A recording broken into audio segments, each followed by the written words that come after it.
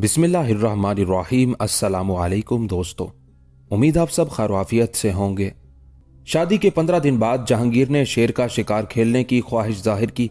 शहजादा Khurram serow तफरी से दूर रहना चाहता था, मगर शहंशाह के हुक्म पर उसे भी शिकारियों की जमात में शामिल होना पड़ा। उस वक्त अनोप राय शिकारियों की रहनुमाई कर रहा था। शहंशाह के हमरा शहजादा खुर्रम, राजा रामदास, हयात खान और एतमाद राय के अलावा चंद मीरे शिकार भी थे। अचानक अनोप राय ने एक दरख्त के नीचे एक मुर्दा बैल देखा जिसे शेर आधा खा चुका था। उस बात की इत्तला फौरन शहंशाह को दी गई। जहांगीर एक लम्हा जाया किए बगैर पूरे जोशो खरोश के साथ घोड़े पर सवार होकर वहां पहुंचा। शाही घोड़ा शेर की बू पाकर भड़कने लगा। जहांगीर घोड़े से उतरा और शेर पर बंदूक चलाई। शहंशाह का पहला निशाना खता गया, मगर दूसरे निशाने से शेर जख्मी होकर भागा और एक मीरे शिकार को हलाक करके दरख्त के नीचे बैठ गया। कमाल करावुल शहंशाह के पीछे खड़ा बंदूक भर रहा था कि यकायक शेर जहांगीर पर हमला करने के लिए उठा और उस गैर मुतवक्के हमले से घबराकर शिकारी भागे और एक दूसरे पर गिरने लगे। 2-3 अफराद तो घबराहट में शहंशाह के ऊपर से गुजर गए। कमाल करावुल और एतमाद राय ने जहांगीर को सहारा देकर खड़ा किया। इस असना में अनोप राय शेर की जद में आ गया। शेर ने उसके दोनों हाथ चबा डाले।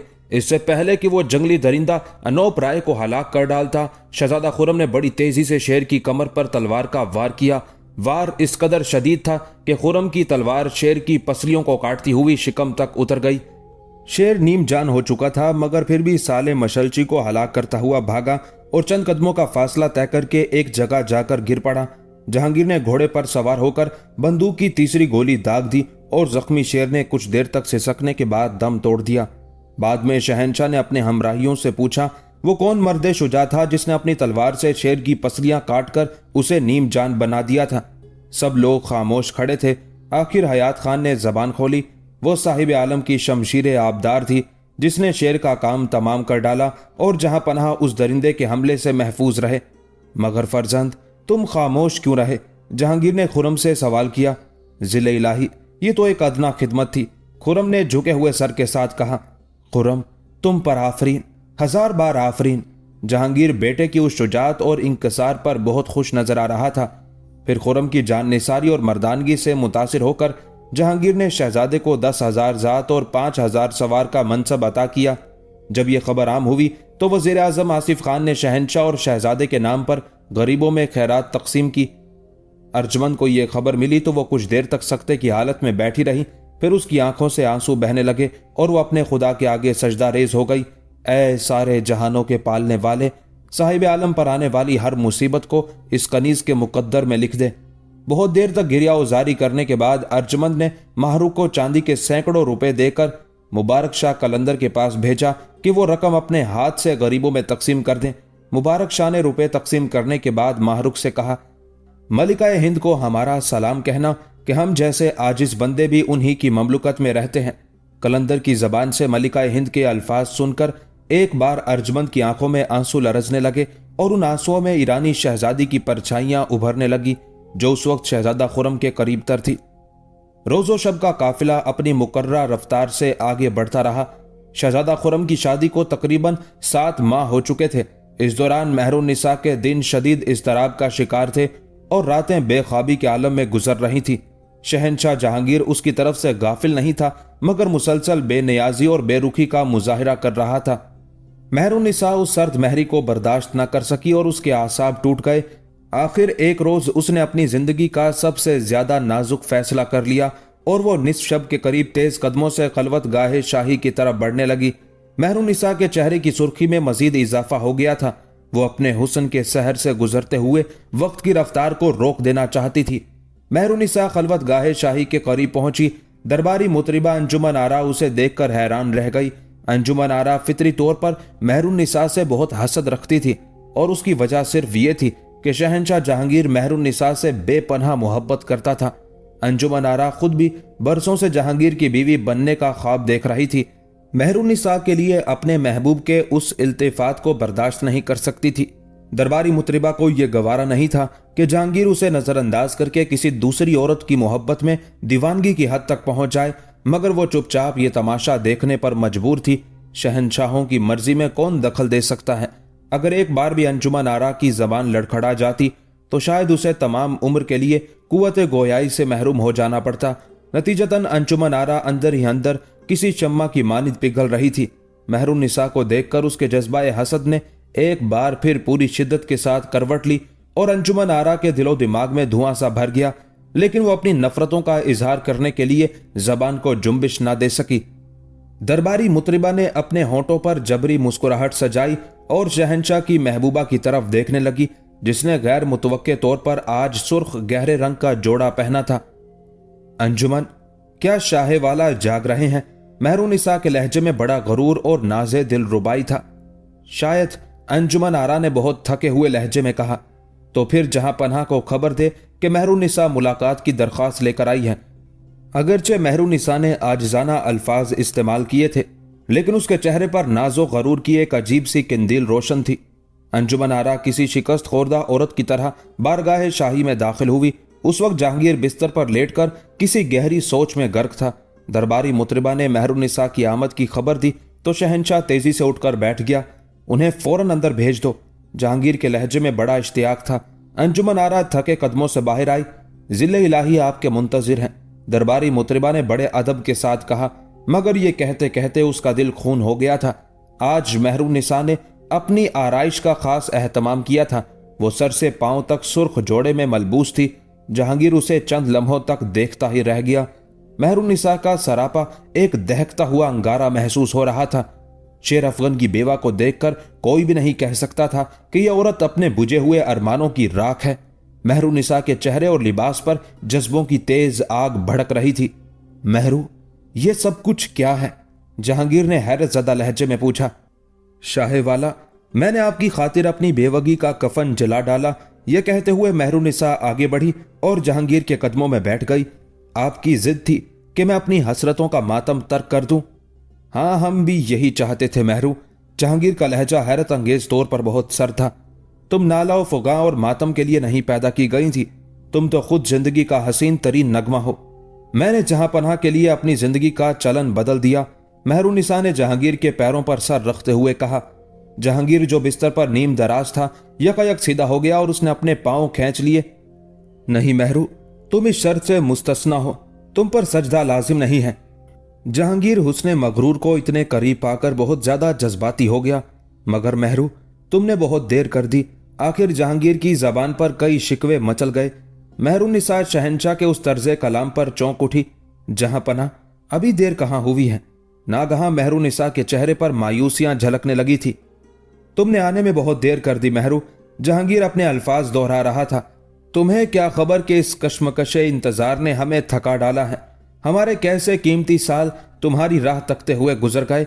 वो रोजो शब जिनमें हमारी ना आसूदा हसरतों का खून टपकता रहा, उनका हिसाब हम किससे तलब करें? कैसे कैसे शोला बार जज्बे धुआं हो गए और कैसी कैसी आतिश रेज तमन्नाएं राख बन गई। हाय वो हमारे मुस्तरिब दिन और वो बेख्वाब रातें। हम उन साहतों को किस तरह आवाज दें और अब वो लम्हे किस तरह पलट कर आएंगे। महरुन्निसा जहांगीर के कुछ और करीब हो गई। शाहे वाला, आपकी ये कनीज गर्दिश अय्याम का रुख पीछे की तरफ मोड़ देगी। महरुन्निसा का लहजा जज्बात से सरशार था। मैं एक एक लम्हे का हिसाब दूंगी। महरुन्निसा जहांगीर के इतने करीब थी कि जुल्फे खमशुदा की खुशबू से जहांगीर के दिलो दिमाग महक उठे थे। शाहे वाला, ये कनीज गुजरे हुए एक एक लम्हे का कर्ज उतार देगी और आने वाली एक एक साथ वफा की तारीख में जिंदा व जावेद हो जाएगी। खुसरू की मुसलसल गद्दारी के बाद दुनिया पर से हमारा एतबार उठ गया है। उन पुरकैफ और मशहूर कुन सातों में भी जहांगीर का लहजा कर्बनाक था। नहीं शाह वाला, सारी दुनिया गद्दार और बेवफा नहीं है। महरुन्निसा जहांगीर पर अपनी मोहब्बत लुटा रही थी ताकि शहंशाह के दिलो दिमाग से खलिश और तलखियों के असरात जाइल हो जाए। जहांगीर कुछ देर तक खाली खाली नजरों से महरुन्निसा की तरफ देखता रहा और फिर बहुत मध्यम लहजे में बोला, शायद ऐसा ही हो, मगर हमारे तजर्बात ने हमें मायूसी की आखिरी हदों तक पहुंचा दिया है। नहीं जिले इलाही, अभी आपके कुछ जानिसार जिंदा हैं। महरुन्निसा बड़ी वारफ्तगी के आलम में बोल रही थी। पहले जान निसारों को कुर्बान तो हो जाने दीजिए, फिर मायूसी की बातें कीजिएगा। जहांगीर की उदासियां जायल हो गई और फिर वो भी जज्बात में सरशार नजर आने लगा।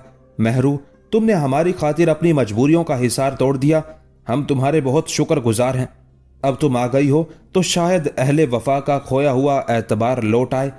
यकीनन ऐसा ही होगा शाह वाला। मेहरुनिसा अपनी कामयाबियों के तस्वुर से किसी फूलों भरी शाख की तरह झूमने लगी थी।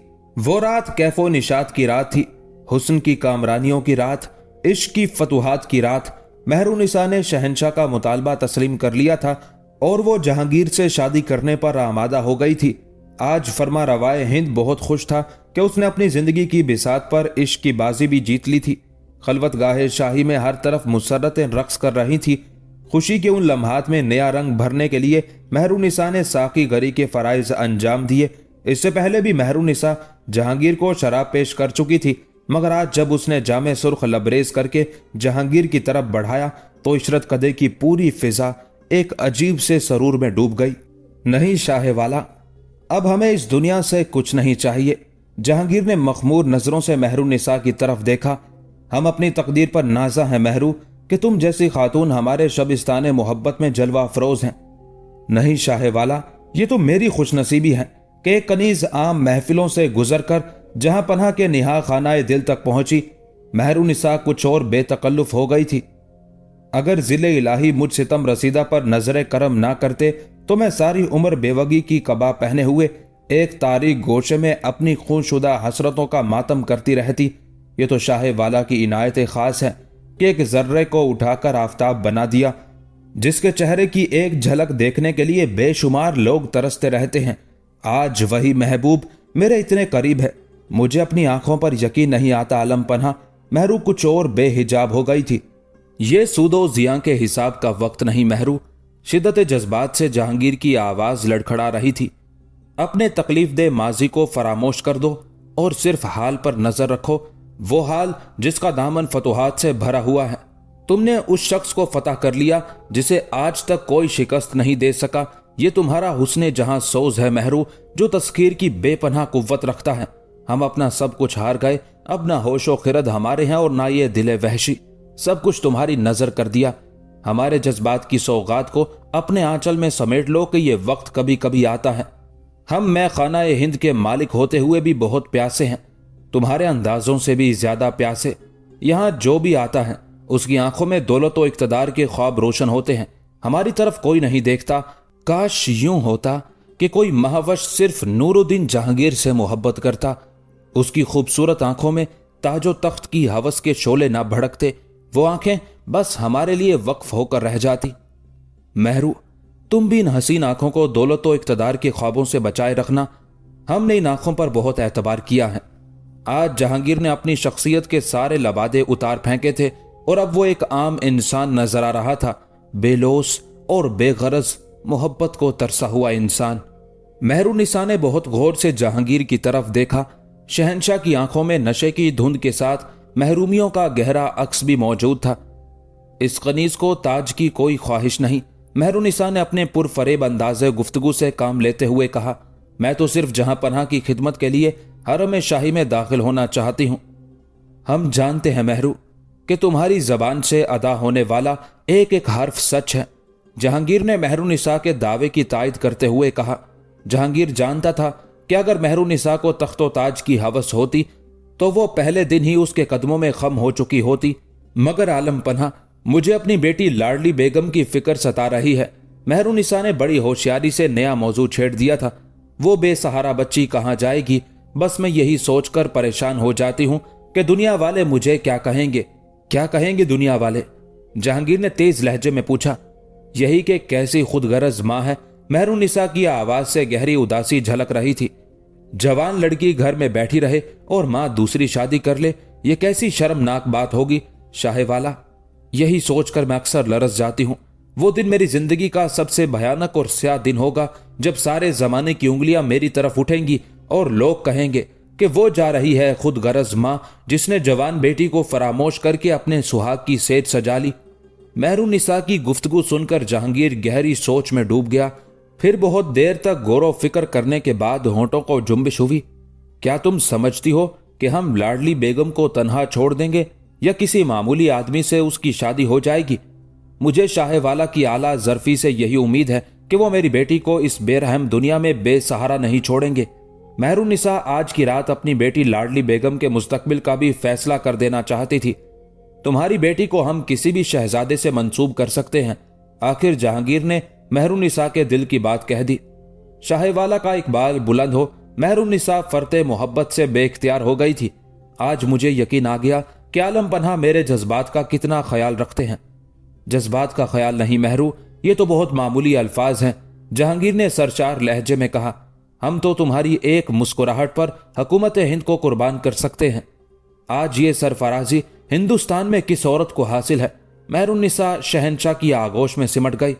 हम तुम्हें अपनी मोहब्बत से फतह करना चाहते थे मेहरू। जहांगीर कैफो निशात की अजीब मंजिलों से गुजर रहा था। अगर हम ताकत का मुजाहिरा करते तो बहुत पहले तुम्हें हरम शाही में दाखिल किया जा चुका होता, लेकिन यह हमारी शिकस्त होती। मोहब्बत के महाज पर शमशीरों से ना काम नहीं आते, ये तो सिर्फ जज्बात की जंग होती है। अगर जज्बे सच्चे हों तो फतह इंसान के कदम चूमती है। आपने मेहरुन्निसा को फतह कर लिया। जहां पन्हा मेहरुन्निसा पर सरखुशी तारी थी और वो ख्यालों की दुनिया में अपने सर पर जगमगाता हुआ ताज देख रही थी और ताहद्दे नजर उसके एहतराम में बेशुमार इंसान सर झुकाए खड़े थे। जहांगीर और मेहरुन्निसा की शादी ने आगरा के बाशिंदों को हैरान कर दिया। बेखबर आवाम सोच भी नहीं सकते थे कि शहंशाह एक आम सी औरत से शादी कर लेगा, लेकिन राजदार हल्के जानते थे कि मेहरुन्निसा कोई आम औरत नहीं, वो शाही बेगमात में सबसे ज्यादा खूबसूरत और ज़हीन थी। फिर यह कि शहंशाह अपनी नौजवानी के इश्क को किसी तरह भी फरामोश नहीं कर सकता था। यह जहांगीर की बड़ी फतह थी जो उसने इंतहाई सब्र तहम्मुल और तवील इंतजार के बाद हासिल की थी। दरबारी हल्के जो मेहरुन्निसा को शिकस्त खोरदा समझ रहे थे, उन्हें अंदाजा नहीं था कि मेहरुन्निसा ने उस महाज पर कैसी शानदार फतह हासिल की है। मेहरुन्निसा का शोहर शेर अफगन जिंदा होता तो वो ज्यादा से ज्यादा किसी सूबे के हाकिम की बीवी कहलाती, मगर उस बेवा की खुशनसीबी का यह आलम था कि मेहरुन्निसा हिंदुस्तान के बेशुमार इंसानों की तकदीर बनने वाली थी। कहां वो बेकसी की हालत कि उसके होंठों पर आहो फुगा के सिवा कुछ नहीं था, और कहां ये सूरत कि उसकी एक मुस्कुराहट पर जहांगीर हुकूमत हिंद भी कुर्बान कर सकता था। शहंशाह ने उस मौके पर बेशुमार कैदी रिहा किए थे और गरीब बस्तियों पर चांदी के सिक्कों की बारिश कर दी थी। उमारा ने अपने हुक्मरान को कीमती नजरें पेश की थी और जवाब में शहंशाह ने उन्हें बड़े एजाजात से नवाजा था। फिर जब मेहरुन्निसा मुरस्सा सुर्ख जोड़े में मलबूस शाही कनीजों के साथ जहांगीर के खलवत कदे में दाखिल हुई तो पूरा महल रोशनियों से जगमगा रहा था और दरो दीवार पर कैफो नूर की बरसात हो रही थी। आज तक आगरा का किला इस अंदाज में नहीं सजाया गया था। एक एक गोशे की आराइश से जाहिर हो रहा था कि जैसे जहांगीर ने अजीमुशान फतह हासिल की हो, ऐसी फतह जो आज तक किसी मुगल बादशाह को हासिल ना हुई हो। ये जहांगीर के जज्बात की वारफ्तगी थी जिसने मेहरुन्निसा से शादी करने के बाद उस तकरीब को यादगार बना दिया था। जब शाही कनीजें मेहरुन्निसा को जहांगीर की खलवतगाह में छोड़कर वापस जाने लगी तो शहंशाह ने कनीजों से पूछा, अंजुमन आरा कहाँ है? कनीजों ने अपनी लाइल्मी का इजहार किया तो जहांगीर के चेहरे पर नागवारी के आसार नुमाया हो गए। अंजुमन आरा अब तक हमारी बारगाह में हाजिर नहीं हुई और ना उसने कोई नजर पेश की। आज की रात हमारी जिंदगी की सबसे हसीन रात है। आज रात उसे नगमाए बहार छेड़ना होगा। तलाश करो कि अंजुमन आरा कहाँ है। कनीजें फौरन सर झुकाए हुए बाहर निकल गई और अंजुमन आरा को तलाश करने लगी, मगर दरबारी मुतरिबा का कहीं पता नहीं था।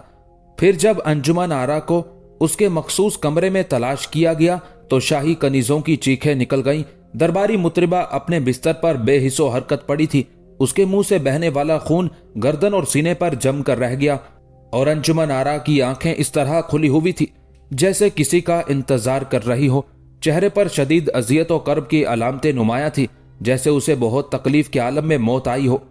कनीजों ने शहंशाह को दरबारी मुतरिबा अंजुमन आरा की मौत की खबर दी तो जहांगीर सन्नाटे में आ गया। ये कैसे हो सकता है? अंजुमन आरा किस तरह हमें छोड़कर जा सकती है? उसने हमारी खलवत में नगमा सराई की थी। उसे कोई मरज भी लाहक ना था। जहांगीर परेशानी के आलम में कनीजों से पूछ रहा था। शाहवाला, अंजुमन आरा के मुंह से खून बह रहा है। कनीजों ने जहांगीर को बताया। ऐसा लगता है जैसे उसे जहर दिया गया है। जहर के नाम पर जहांगीर चौंक उठा। क्या किले के रहने वालों में से कोई शख्स ये जुर्रत कर सकता है कि वह अंजुमन आरा को जहर दे दे? शहंशाह ने कहरनाक लहजे में कहा, क्या इसके कातिल को यह नहीं मालूम कि अंजुमन आरा कौन है? शाही कनीजें सर झुकाए खड़ी रहीं। हम खुद अंजुमन आरा की लाश देखेंगे और फिर उसके साथ पूरा पूरा इंसाफ करेंगे। जहांगीर ये कहकर आगे बढ़ा, जहां पन्हा, आज की रात किसी का जनाजा देखना कोई अच्छा शगुन नहीं है। मेहरुन्निसा ने शहंशाह को रोकते हुए कहा, नहीं मेहरू, हम अंजुमन आरा को देखने जरूर जाएंगे। जहांगीर ने उदास लहजे में कहा, बेशक आज की रात ये अच्छी खबर नहीं है, मगर हम अंजुमन आरा को इस तरह बेआसरा नहीं छोड़ सकते। उसने कई साल अपने शहंशाह की खिदमत अंजाम दी है। जब हमें चारों तरफ से उदासियां घेर लेती थी, उस वक्त अंजुमन आरा ही अपने जांफिजा नगमों से हमारा दिल बहलाया करती थी। आज हमारी दुनिया की सबसे दिलकश आवाज का खात्मा हो गया, साज टूट गया और नगमे बिखर गए। हमें नगमों की मौत का बहुत गम है। मेहरुन्निसा का शादाब चेहरा बुझ कर रह गया। वो शहंशाह के हजूर अपने जज्बों का इजहार तो ना कर सकी, लेकिन उसके दिल में अंजुमन आरा के लिए नफरतों की लहरें उठ रही थी। बदनसीब की मौत ने कैसी खूबसूरत रात को तबाह करके रख दिया। मेहरुन्निसा दिल ही दिल में अपने आप से मुखातिब थी और जहांगीर इशरत कदे से निकलकर अंजुमन आरा के कमरे की तरफ बढ़ गया। ये कमरा जहांगीर के इशरत कदे ही का एक हिस्सा था। चंद कदमों का फासला तय करके जहांगीर अंजुमन आरा के कमरे में पहुंचा। दरबारी मुतरिबा खुली हुई आंखों के साथ बिस्तर पर दराज थी। जहांगीर आगे बढ़ा और अंजुमन आरा के करीब पहुंचकर उसकी बेजान आंखों को देखने लगा, जिनमें अब भी किसी के इंतजार की धुंधली शम्मा जलती हुई महसूस हो रही थी। चंद लम्हों के लिए जहांगीर के चेहरे पर भी उदासी का गहरा रंग झलकने लगा। मौत के बेरहम और दराज हाथों ने उस वक्त अंजुमन आरा के नाजुक बदन को छू लिया था, जब वो भरपूर जवानी की मंजिलों से गुजर रही थी। दरबारी मुतरिबा की मौत बड़ी लर्जा खेज मौत थी। जहांगीर सोच भी नहीं सकता था कि मुर्दा दिलों को जिंदगी बख्शने वाली आवाज इस तरह अचानक खामोश हो जाएगी। जहांगीर कुछ देर तक चुपचाप खड़ा अंजुमन आरा के चेहरे को देखता रहा, जिस पर अजियत और कर्ब के साए जम कर रह गए थे। जहांगीर ने उस खून को भी देखा जो एक लकीर बनाता हुआ गर्दन से गुजरकर अंजुमन आरा के सीने पर फैल गया था। फिर यकायक जहांगीर की नजर उस कागज पर पड़ी जो दरबारी मुतरिबा के हाथ के नीचे दबा हुआ था। शहंशाह आहिस्ता आहिस्ता झुका और उसने अंजुमन आरा के हाथ को हटाकर कागज उठा लिया और उसे पढ़ने लगा। यह अंजुमन आरा की तहरीर थी। उसने जहांगीर को मुखातिब करते हुए लिखा था, शाह वाला, अपनी मौत की जिम्मेदार मैं खुद हूं। किसी दूसरे शख्स पर यह इल्जाम आयद ना किया जाए कि उसने मुझे जहर देकर हलाक किया है। यह जहर खुद मैंने अपने हाथों से पिया है। जहां पन्हा ने मेरी नगमा सराई से मुतासिर होकर मुझे एक कीमती अलमास बख्शा था। वो पत्थर बज़ाहिर बहुत खूबसूरत और आबदार था, मगर उसके अंदर एक ऐसा जहर भी पोशीदा था जो दिलो जिगर के टुकड़े भी कर सकता था। साज छेड़ने वाली उंगलियां अब उस हीरे का बोझ उठाने के काबिल नहीं रही थी। मजबूरन मैंने उसे अपने शिकम में उतार लिया। कुछ देर बाद साज टूट जाएंगे और नगमे फना हो जाएंगे। जहांगीर के चेहरे पर मुख्तलिफ रंग उभर कर डूबते रहे। अंजुमन आरा ने आखिर में अपनी मौत की वजह बयान करते हुए लिखा था, जिल्ले इलाही, अब मैं ज्यादा दिन तक अपने ख्वाबों की ताबीर का इंतजार नहीं कर सकती थी। मैंने मलिका हिंद बनने के ख्वाब नहीं देखे थे, मगर एक औरत की हैसियत से यह मेरा हक था कि कानूनी तौर पर मेरे लिए भी शाही हरमसरा के दरवाजे खोल दिए जाते। मगर जहां पनाह ने ऐसा नहीं किया। मेरे देखते देखते कई कनीजें हरमसरा में दाखिल हुई और उन्हें शाह वाला की बीवियां बनने का एजाज हासिल हो गया। मेरी भी यही ख्वाहिश थी कि इस बेराह जिंदगी को इज्जत व आबरू की मंजिल मिल जाती, लेकिन रास्ते के गुबार में गुम हो जाना मेरा मुकद्दर था। अगरचे शाह वाला के खौफ से किसी में इतनी जुर्रत नहीं थी कि वह मेरी तरफ उंगली उठा सकता। मैंने किले के मकीनों और मुअज़्ज़ज़ दरबारियों की आंखों में नफरत व हकारत के बहुत गहरे रंग देखे थे। वो आंखें खामोशी की जबान में भी चीखती नजर आती थी कि अंजुमन आरा फरमा रवाए हिंद की एक दाश्ता है। मैंने शाह वाला की एक जुम्बिश लब पर अपना फन कुर्बान कर दिया, लेकिन मेरे नगमे एक तवाइफ के नगमे ठहरे। मेरे साज एक तवाइफ के साज थे और मेरी रियाजत एक जिस्म बेचने वाली औरत की रियाजत थी। मैं जिले इलाही को किस तरह बताऊं कि मेरी जात पर तोहमतों की कैसी यलगार थी। मैंने उन तोहमतों को इस तरह बर्दाश्त किया कि हर सुबह और हर शाम मेरा दिल खून होता रहता था। मेरी जगह अगर कोई पत्थर भी होता तो चटक कर टुकड़े टुकड़े हो जाता। मैं गोश्त पोस्ट की एक मामूली औरत थी। मेरी तरफ हकारतों और नफरतों के इतने पत्थर आए कि पूरा जिस्म रेजा रेजा हो गया। मैं जिस्मो जान के उन बिखरे हुए टुकड़ों को किस तरह समेटती। मैंने इशारों में कई बार शाह वाला को समझाने की कोशिश की कि इस कनीज की हिम्मत जवाब देती जा रही है। मगर ज़िले इलाही को इतनी फुर्सत कहाँ थी कि इक़्तिदार के हंगामों के शोर में एक मजबूर औरत की फरियाद सुनते। मैं जानती हूँ कि दुनिया में शाहवाला के इंसाफ के बहुत चर्चे हैं, मगर अपनी बदनसीबी को क्या करूं कि मुझे इंसाफ नहीं मिल सका। मेरे मरने के बाद यह भी कहा जा सकता है कि बुनियादी तौर पर मेरा मुकदमा ही गलत था, मगर जहां पनाह की हरम सरा गवाह है कि वहां मेरी तरह कई कनीजें मौजूद हैं। अगर वो शाहवाला की शरीक हयात बन सकती हैं तो फिर मुझे भी यह हक हासिल था कि मैं इज्जत और आबरू की जिंदगी का मुतालबा कर सकूं, और मैंने कई बार यह मुतालबा किया भी। मगर ज़िले इलाही के पास इतना वक्त ही नहीं था कि ऐवान शाही में मेरे शिकस्ता नगमों की आवाज सुनी जाती। मजबूरन मैंने खुदकुशी कर ली और उस आवाज का गला घोंट दिया जिसे सुनकर शाहवाला के बकौल मुर्दा दिलों में जिंदगी की लहर दौड़ जाती थी। मैं जानती हूं कि मेरे बाद साज खामोश नहीं होंगे, कोई और मुतरिबा जां फिजा नगमे बखेरेगी, मगर आलम पन्हा मेरी इल्तजा है कि उसे इतनी कुर्बत का शर्फ ना बख्शा जाए कि वो भी एक दिन मेरी तरह खुदकुशी करने पर मजबूर हो जाए। मैं इस राज से भी वाकिफ हूं कि सियासत के खेल में अफराद की मौत और जिंदगी की कोई अहमियत नहीं होती, मगर साजों का टूटकर बिखर जाना और नगमों का इस तरह फना हो जाना बड़ा अजियतनाक तमाशा होता है। खुदा के लिए इस तमाशे को मजीद जारी ना रखिएगा। अगर दिलकश आवाजें इसी तरह कत्ल होती रही तो फिर दुनिया में क्या बाकी बचेगा। मौत के हरकारों के कदमों की चाप, घोड़ों की टापों का शोर, तोपों की समात शिकन गरज और शमशीरों की लर्जाखेज झनकार। जब कत्लो गारत का तूफान थमेगा और जंग की तबाहकारियों का सिलसिला खत्म होगा तो आपको नगमाओं साज के नुमाइंदे बहुत याद आएंगे। आलम पनाह की वसी और अरीज सल्तनत में साजो आवाज के सफीर कितने हैं, महज चंद उंगलियों पर शुमार किए जाने वाले। अगर हो सके तो उनकी हिफाजत कीजिएगा।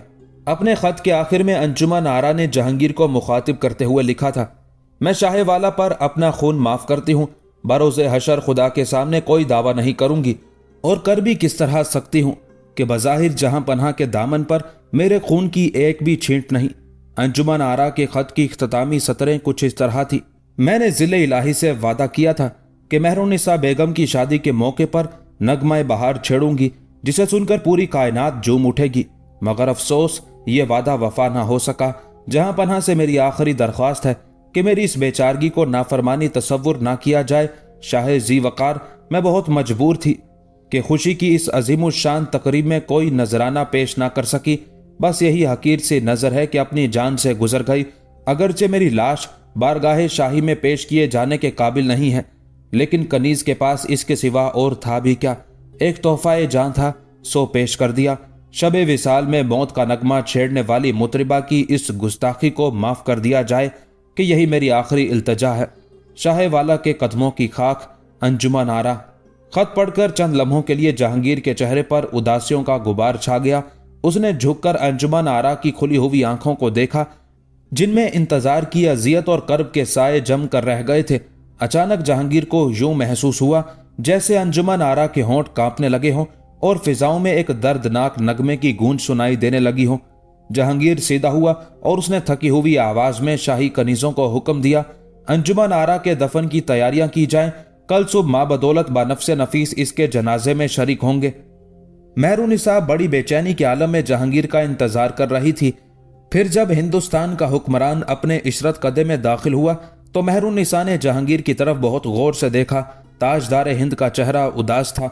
यकायक मेहरुन्निसा की नजर जहांगीर के हाथ पर पड़ी। यह क्या है ज़िले इलाही? मेहरुन्निसा ने पूछा। अंजुमन आरा की फरियाद। जहांगीर ने दरबारी मुतरिबा का लिखा हुआ खत मेहरुन्निसा की तरफ बढ़ाते हुए कहा। मेहरुन्निसा ने शहंशाह के हाथ से खत लिया और उसे पढ़ने लगी। जैसे जैसे अंजुमन आरा की तहरीर करदा इबारत खत्म होती गई, मेहरुन्निसा के चेहरे पर गैज़ो गज़ब के आसार नुमाया होते गए और आखिरी सतरें पढ़ने के बाद उसके जज्बात बेकाबू हो गए। वो अपने सही अंजाम को पहुंच गई। मेहरुन्निसा ने नफरत आमेज लहजे में कहा, एक कनीज और शहंशाह की कुर्बत के ख्वाब देखे। ऐसे बदनसीबों का यही हशर होता है कि वो खुद अपनी आंखें फोड़ लेते हैं। अंजुमन आरा ने भी ऐसा ही किया और हराम मौत मर गई। मेहरुन्निसा के जज्बात मुश्तइल हो गए थे। वो तेजी से आगे बढ़ी और उसने अंजुमन आरा के खत को शम्मा के सामने कर दिया। एक शोला सा भड़का और कागज के जलने से चंद लम्हों के लिए इशरत कदे की फिजा में नागवार सी बू फैल गई। फिर देखते ही देखते अंजुमन का खत राख होकर बिखर गया। जहांगीर खामोशी से अपनी महबूब बीवी की उस हरकत को देखता रहा। फिर मेहरुन्निसा की तरफ बढ़ा और फिर उस बुते तन्नास के करीब पहुंचकर बोला, महरू, हर्फ तो जल गए मगर अंजुमन आरा की लिखी हुई इबारत हमारे दिल पर नक्श होकर रह गई है, उसे कोई नहीं मिटा सकता। महरुनिसा घबरा कर बोली, क्या मैं भी नहीं आलम पन्हा? महरुनिसा ने एक खास अदाए महबूबाना के साथ कहा, तुम्हारा मकाम और है महरू, जाहिल औरतों की तरह अपना मुकाबला एक कनीज से ना करो।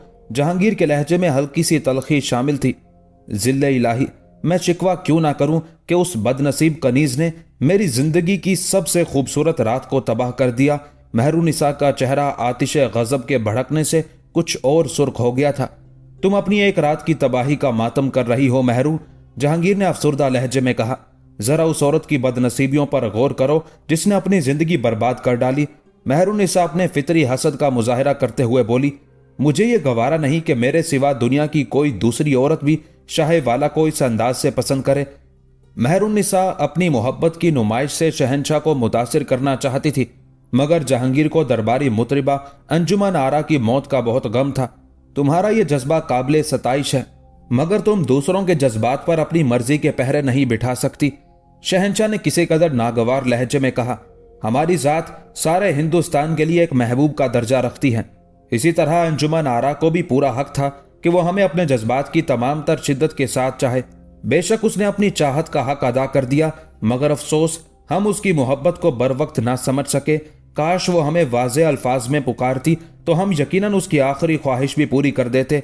महरुनिसा जहांगीर के लहजे की शिद्दत को महसूस करके खामोश हो गई। उसने मरने के बाद हमारे इंसाफ को आवाज दी है। जहांगीर का लहजा बदस्तूर उदास था। अगरचे बहुत देर हो गई, लेकिन हम फिर भी अंजुमन आरा के साथ इंसाफ करेंगे। उसने हमारी खातिर जान दी है और हम ऐसे जान निसारों को फरामोश नहीं करते। उसने बरसों अपनी नगमा सराई से हमारा दिल बहलाया है। आज की रात बड़ी शिद्दत के साथ हम अंजुमन आरा की कमी महसूस कर रहे हैं, और कौन जाने ये कमी कब तक महसूस होती रहेगी। बेशक अंजुमन आरा एक बेमिसाल फनकारा थी। हिंदुस्तान में शायद ही उसके दर्जे की कोई दूसरी मुगन्निया मौजूद हो। वो आवाज की जादूगर थी। उसकी मौसीकी का तिलिस्म बहुत दिनों तक हमें एक महरूमी का एहसास दिलाता रहेगा। अंजुमन आरा की मौत ने कुछ देर के लिए शाही इशरत कदे की फिजाओं को सोगवार बना दिया था, लेकिन महरुनिसा जैसी हसीन औरत की मौजूदगी में उदासियों के अंधेरे ज्यादा देर तक जिंदा नहीं रह सकते थे। उसने फौरन ही अपनी महबूबाना अदाओं के चराग रोशन कर दिए और हर तरफ कैफो मस्ती की बारिश होने लगी। अगले दिन शाहाना एजाज के साथ अंजुमन आरा का जनाजा उठा। जहांगीर उस वक्त तक जनाजे के साथ साथ रहा जब तक अंजुमन आरा की लाश को कब्र में ना उतार दिया गया। अंजुमन आरा का जिस्म शहंशाह अकबर के मकबरे के एक गोशे में बतौर अमानत जमीन के सपुर्द किया गया था। उस मौके पर जहांगीर ने शाही फरमान जारी करते हुए कहा था, जब हम इस दुनिया से उठ जाएं तो अंजुमन आरा का जिस्म भी यहां से मुंतकिल करके हमारे कदमों में दफन कर दिया जाए, ताकि दरबारी मुतरिबा की बेचैन रूह को सुकून हासिल हो सके और दुनिया वाले इस हकीकत को अपनी आंखों से देख लें कि शहंशाह के जानिसार मरने के बाद भी उसके करीब रहते हैं। यह एक बड़ा शाही एजाज था जो पहली बार एक आम औरत को हासिल हुआ था। महरुनिसा अंजुमन आरा की मौत पर बहुत खुश थी कि उसकी एक रकीब नामुरादी की हालत में दुनिया से उठ गई। अगरचे जहांगीर की दूसरी बेगमात भी महरुनिसा के लिए रकीब का दर्जा रखती थी, लेकिन वह उनसे खौफजदा नहीं थी। महरुनिसा अच्छी तरह जानती थी कि शहंशाह फितरी तौर पर फनून लतीफ़ा का आशिक है, मगर उसकी कोई भी बीवी उस मेयार पर पूरा नहीं उतरती। जहांगीर की उसी महरूमी ने उसे महरुनिसा की तरफ मुतवज्जे किया था। उसके बरक्स अंजुमन आरा हसीन होने के साथ साथ एक बेहतरीन मुतरिबा भी थी। अगर वो जिंदा रहती तो किसी वक्त भी महरुनिसा के लिए खतरा बन सकती थी, और आज वही खतरा खुद ब खुद दूर हो गया था। एक औरत होने की हैसियत से ये सारे अंदेशे खुद महरुनिसा के जहन की पैदावार थे। जहांगीर अंजुमन आरा को उसके फन की वजह से बहुत ज्यादा चाहता था, लेकिन उस चाहत का यह मफहूम हरगिज नहीं था कि वो एक मुतरिबा को हिंदुस्तान की मलिका के दर्जे पर फाइज कर दे। खुद अंजुमन आरा ने भी मलिका हिंद बनने के ख्वाब नहीं देखे थे। सही मानों में अगर अंजुमन आरा की मौत का गम किसी को था तो वो माहरुख थी। अंजुमन आरा और माहरुख की जिंदगी में बड़ी यकसानियत थी। अंजुमन आरा ने शहंशाह जहांगीर को चाहा और दर्दनाक मौत उसका मुकद्दर बन गई। माहरुख ने शहजादा परवेज से मोहब्बत की और अपनी जिंदगी को इसी दुनिया में जहन्नम बना लिया। अंजुमन आरा की मौत के गम के साथ माहरुख खुशगवार लज्जतों से भी सरशार थी। शहंशाह जहांगीर और महरुनिसा बेगम की शादी ने उसकी आकाजादी अर्जमंद बानो की जिंदगी का सबसे बड़ा मसला हल कर दिया था। अब माहरुख को उम्मीद हो चली थी कि शहजादा खुर्रम और अर्जुमंद बानो शरई एतबार से भी एक दूसरे के हो जाएंगे। बीबी, अब अपनी इन उदासियों को किसी वैरान खंडर में दफन कर दो। एक दिन माहरुख ने अर्जुमंद बानो को मगमूम देखकर कहा, माहरुख, मैं क्या करूं, मुझे अपने दिल पर इख्तियार नहीं है। अर्जुमंद बानो ने इंतहाई दिल गिरफ्ता लहजे में कहा। आपके रास्ते का सबसे भारी पत्थर दूर हो चुका है, माहरुख ने कहा। अर्जुमंद बानो ने माहरुख की तरफ चौंक कर देखा। अब आपकी राह में कोई कांटा मौजूद नहीं है। माहरुख ने अपनी बात की वजाहत की। मेहरुन्निसा बेगम ही आपके रास्ते का सबसे जहरीला कांटा थी, जिसे कुदरत के हाथों ने इस तरह हटा दिया है कि मंजिल साफ नजर आ रही है। अर्जुमंद बानो अभी तक माहरुख की गुफ्तगू का मफहूम नहीं समझी थी। उसके चेहरे पर हैरत की लरसती हुई परछाइयां कुछ और गहरी हो गई थी। शहंशाह ने मेहरुन्निसा बेगम को राम करने के लिए खौफनाक चालें चली थी। माहरुख इस तरह बोल रही थी जैसे वो शहंशाह की राजदार हो। शहंशाह इसलिए मुसलसल शादियां कर रहे थे कि मेहरुन्निसा बेगम का गरूर टूटकर रेजा रेजा हो जाए। इसी तरह आप भी एक हादसे का शिकार हुई। शहंशाह जहांगीर ने एक तरफ शाह ईरान को खुश करने के लिए मिर्जा मुजफ्फर सफवी की साहबजादी से शहजादा खुर्रम की शादी की, और दूसरी तरफ मेहरुन्निसा बेगम को यह तासुर दिया कि वो उनकी भतीजी अर्जुमंद बानो को नजरअंदाज कर रहे हैं। बिलाखिर शहंशाह अपनी चालों में कामयाब हुए और मेहरुन्निसा बेगम तमाम तर गरूर व नाज के साथ शहंशाह के सामने खम हो गई। अब शहंशाह मेहरुन्निसा बेगम को खुश करने के लिए आपकी तरफ मुतवज्जे होंगे। माहरुख, कौन जाने कि कल क्या होगा, अर्जुमंद बानो ने उदास लहजे में कहा। मुझे तो दूर तक अंधेरा नजर आ रहा है। नहीं बीबी, ऐसी कम हिम्मती की बातें नहीं करते, माहरुख ने अर्जुमंद बानो की पेशानी को बोसा देते हुए कहा। रोशनी का सफर शुरू हो चुका है। नए उजाले की किरणों को आप तक पहुंचने के लिए कुछ वक्त दरकार होगा। उस वक्त का पूरी गर्मजोशी के साथ इंतजार कीजिए कि अब वो आपसे ज्यादा दूर नहीं है। माहरुख की हौसला अफजा गुफ्तगू सुनकर अर्जुमंद बानो मुस्कुराने लगी। खुदा तुम्हारी जिंदगी भी खुशियों से भर दे माहरुख, कि तुमने मायूसियों के इस अंधेरे में मेरा बहुत साथ दिया है। ये तो मेरा फर्ज था आकाजादी कि आपके किसी काम आ सकूं। माहरुख के लहजे में जज्बात की हरारत शामिल थी। ये तो एक अदना तरीन खिदमत थी। मुझे तो उस दिन खुशी होगी जब मैं आपकी खुशी के लिए कुर्बान हो जाऊं। और फिर माहरुख के तमाम अंदाजे दुरुस्त साबित हुए। शादी के एक माह बाद जहांगीर ने मेहरुन्निसा को नूर महल का खिताब दे दिया। ये एक मुनफरिद खिताब था। जहांगीर ने आज तक अपनी किसी बेगम को इस अंदाज के खिताब से नहीं नवाजा था। मेहरुन्निसा के रोशन चेहरे की वजह से उसके लिए ये खिताब बहुत ज्यादा मुनासिब नजर आता था।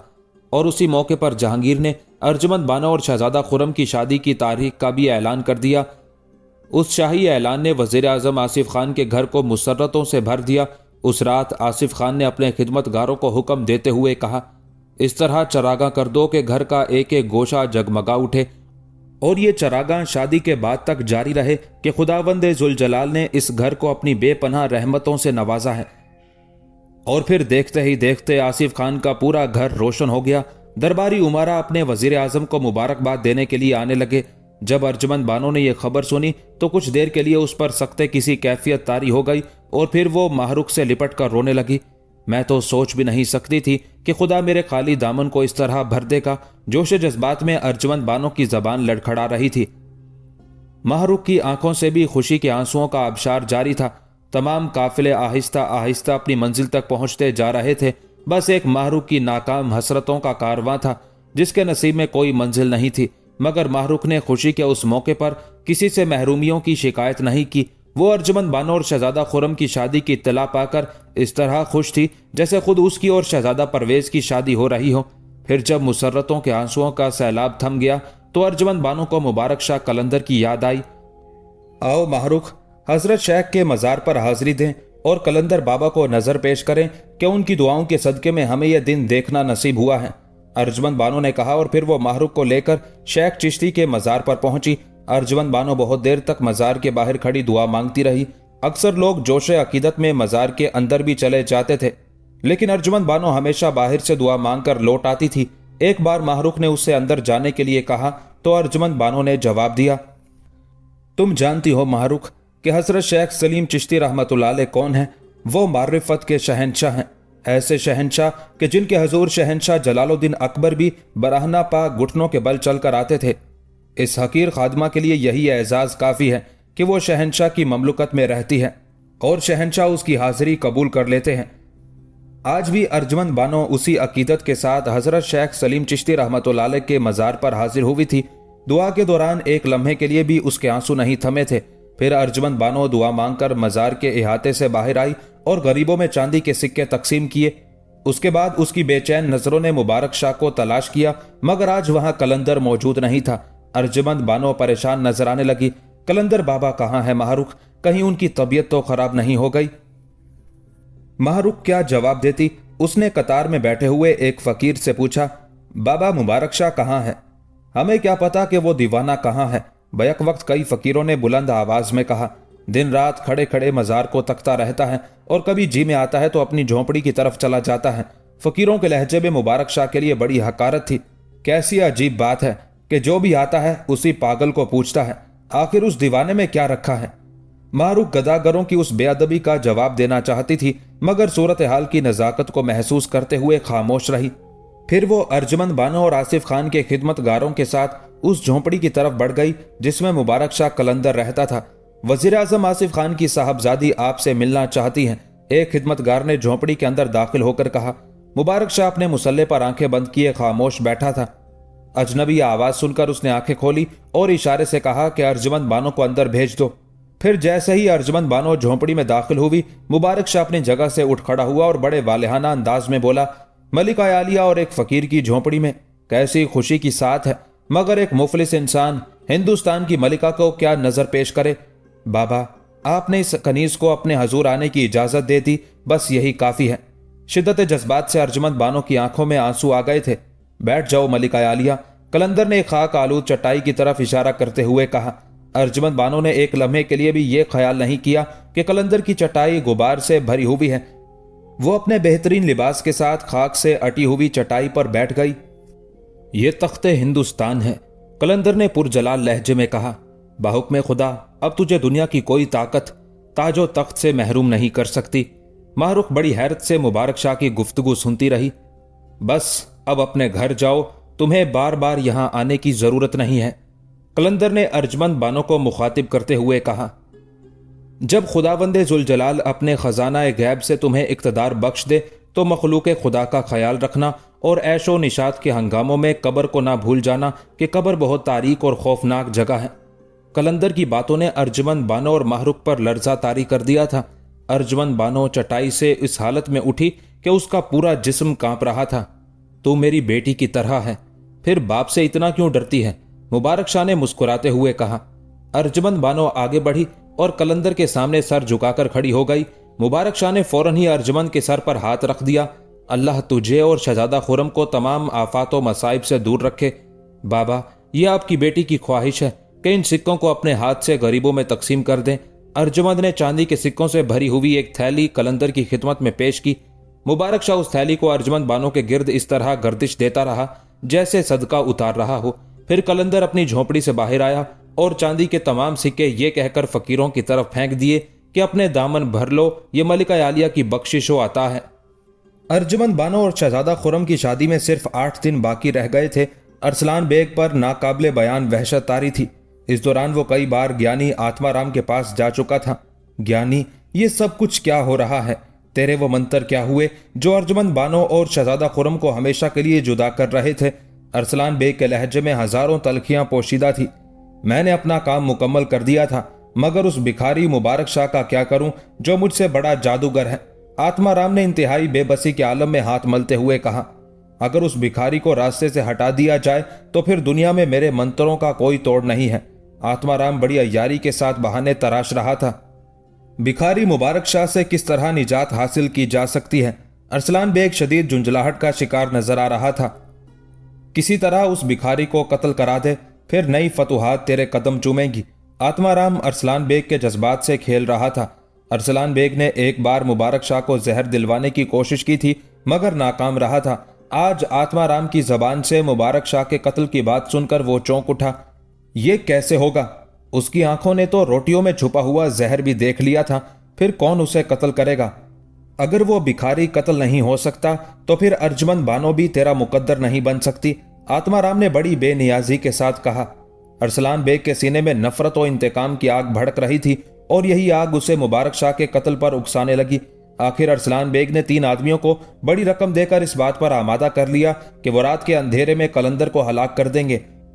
मगर जब वो तीनों दरिंदे बेनियाम तलवारें लेकर कत्ल की नीयत से मुबारक शाह की झोंपड़ी में दाखिल हुए तो अपने होशो हवास खो बैठे। चराग की मध्यम रोशनी में कलंदर ने 3 साए अंदर दाखिल होते हुए देखे तो गरजदार आवाज में कहा, कौन है? मुबारक शाह के लहजे में इस कदर जलाल था कि उन तीनों के हाथों से तलवारें छूट गईं और वो कलंदर के कदमों में गिरकर अपने जुर्म की माफी मांगने लगे। कलंदर के दरियाफ्त करने पर तीनों ने एतराफ कर लिया कि उन्हें अरसलान बेग ने इकदाम कत्ल के लिए वर्गलाया था। मुबारक शाह मुस्कुराने लगा, मैं तुम लोगों को माफ करता हूं, मगर उस मरदूद से कह देना कि मेरे कत्ल के लिए ताजादम फौज रवाना कर कि ये थके हुए बाजू किसी काम नहीं आएंगे। अरसलान बेग अपनी दूसरी शिकस्त पर पागल हो गया। अर्जमंद, मैं तुझे चैन से जीने नहीं दूंगा। यह कहकर अरसलान बेग शदीद वहशत के आलम में कसरे शाही की तरफ बढ़ा। अब वो अपने नापाक मंसूबे के साथ शहजादा खुर्रम से मिलने के लिए जा रहा था। जब खिदमतगारों ने खुर्रम को अरसलान बेग के आने की तला दी तो शहजादे के माथे पर कई बल पड़ गए और उसने वाज़ेह तौर पर कह दिया कि वो अरसलान बेग से मिलना नहीं चाहता। अरसलान बेग के सीने में अर्जमंद के खिलाफ नफरत और इंतकाम की आग भड़क रही थी।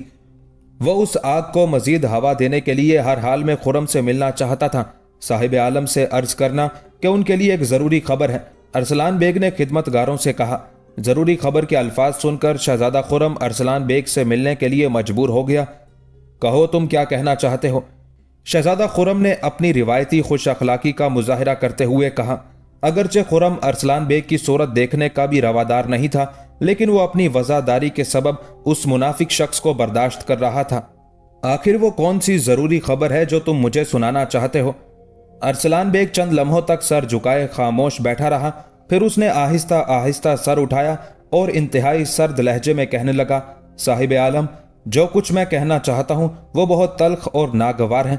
शायद आप इसे बर्दाश्त ना कर सकें, मगर फिर भी वो खबर आपके लिए बहुत मुफीद है कि इस तरह मुस्तकबिल की परेशानियों से महफूज रहा जा सकता है। जल्दी कहो, मेरा वक्त बर्बाद ना करो। शहजादा खुर्रम के लहजे से हल्की सी तलखी झलकने लगी थी। आप वजीर आजम आसिफ खान की साहबजादी अर्जमंद बानो से शादी का इरादा तर्क कर दें। अरसलान बेग ने रुक रुक कर कहा। उसकी नजरें शहजादा खुर्रम के चेहरे पर मरकूज थी। क्यों? अर्जमंद का नाम सुनकर शहजादा खुर्रम चौंक उठा। वो लड़की आपके काबिल नहीं है।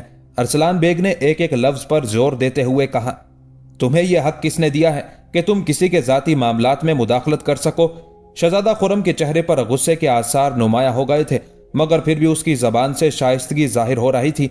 यह शहजादा खुर्रम की खास आदत थी कि वो किसी नीचे इंसान को भी तू कहकर मुखातिब नहीं करता था। मैं साहिब आलम का पुराना नमक ख्वार हूं। अरसलान बेग ने अपनी मुनाफकत की भरपूर नुमाइश की और उस नमक का हक अदा करते हुए ये भयानक राज फाश कर रहा हूं कि अर्जमंद का किरदार मशकूक है। वो एक बेएतबार लड़की है जो किसी तरह भी शहजादा आलम के लायक नहीं। अरसलान बेग की बातें सुनकर शहजादा खुर्रम सन्नाटे में आ गया। उसे अचानक यूं महसूस हुआ जैसे किसी ने उसके दिमाग पर आहनी जरब लगाई हो। चंद लम्हों के लिए शहजादा खुर्रम की आंखों के सामने अंधेरा सा छा गया। हम इस तोहमत तराजी पर तेरी जबान भी काट सकते हैं। इंतहाई मुतहम्मिल मिजाज होते हुए भी शहजादा खुर्रम की कुव्वत बर्दाश्त जवाब दे गई। साहिब आलम, मुझे अपनी जबान से महरूम हो जाना गवारा है, मगर आपकी रुसवाई मंजूर नहीं। अरसलान बेग शहजादा खुर्रम के सामने मुसलसल बेहयाई का मुजाहिरा कर रहा था। अगर आप मेरा सर भी कलम कर दें तो मैं यही कहता रहूंगा कि अर्जुमन जैसी बेवफा लड़की आपकी शरीके हयात बनने के काबिल नहीं। कई साल तक उसके और मेरे दरमियान जज्बाती रिश्ते कायम रहे हैं। फिर आपसे निस्बत तय हो जाने के बाद वो रास्ता भूल गई, इसलिए कि मैं एक मामूली इंसान था। अगर मैं आपकी तरह साहिब इक्तदार होता तो वो इनकार की जुर्रत नहीं कर सकती थी। शहजादा खुर्रम के दिलो दिमाग में एक आग सी लगी हुई थी। उसने गजबनाक लहजे में अरसलान बेग को मुखातिब करते हुए कहा, अगर तू अपने दावे में सच्चा है तो निस्बत के वक्त तूने ये राज फाश क्यों नहीं किया था? आज 4 साल के बाद तुझे अर्जमंद की बेवफाई क्यों याद आ रही है? शहजादा खुर्रम ने बड़ी मुश्किल से अपने मुश्ताइल जज्बात पर काबू पाते हुए कहा, साहिब आलम को याद नहीं रहा। मैंने एक दिन मीना बाजार में आपको अर्जमंद और अपने रिश्ते के मुतालिक तफसील से बताया था। अरसलान बेग ने बहुत पुराने वाकये का जिक्र करते हुए कहा, उस गलत फहमी को उसी वक्त दूर कर दिया गया था। शहजादा खुर्रम का लहजा बदस्तूर कहरनाक था। फिर तूने इस कदर तवील अरसे तक अपनी जबान क्यों बंद रखी? मैं समझता था कि साहिब आलम खुद ही इस मामले की गहराई तक पहुंच जाएंगे। अरसलान बेग ने बेशर्मी का एक और मुजाहिरा किया। अब जबकि शादी का वक्त करीब आ गया है तो मेरी गैरत गवारा नहीं करती कि हिंदुस्तान का होने वाला शहंशाह तमाम उम्र अपने इस फेल पर शर्मिंदा रहे। हमें अर्जमंद के सिलसिले में कभी कोई नदामत महसूस नहीं होगी। शहजादा खुर्रम ने बुलंद आवाज में कहा, हमें अर्जमंद की रफाकत पर नाज है और जो हाथ भी उस रफाकत को तोड़ने के लिए उठेगा हम वो हाथ काट कर फेंक देंगे। शहजादा खुर्रम का लहजा इस कदर पुरजलाल था कि अरसलान बेग लरज कर रह गया। उसे यकीन था कि शहजादा खुर्रम अर्जमंद की बेवफाई का जिक्र सुनकर भड़क उठेगा और उस रिश्ते को हमेशा के लिए मुनक़ते कर देगा, मगर सूरत हाल बिल्कुल मुख्तलिफ थी। शहजादा खुर्रम अर्जुमंद बानो के खिलाफ एक हर्फ भी सुनने के लिए तैयार नहीं था। साहिब आलम, अब आपकी मर्जी, इस गुनहगार ने तो नमक खारी का हक अदा कर दिया। यह कहकर अरसलान बेग लरजते जिस्म के साथ वापस जाने के लिए मुड़ा। ठहरो, शहजादा खुर्रम की बारोब आवाज उभरी, हमने अभी इस मामले को खत्म नहीं किया है। अरसलान बेग के चेहरे पर खौफ और दहशत की परछाइयां उभर आई और उसकी आंखों की पुतलियां कांपने लगी। हम एक दिन तुझे इस इल्जाम तराशी की सजा जरूर देंगे।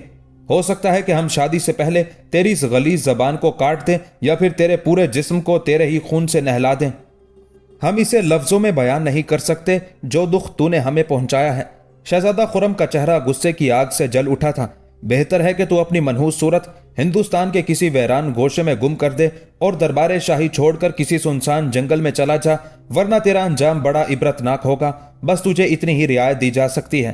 अरसलान बेग का नापाक मंसूबा उलट गया था। मजबूरन वो कांपते कदमों के साथ वापस चला गया।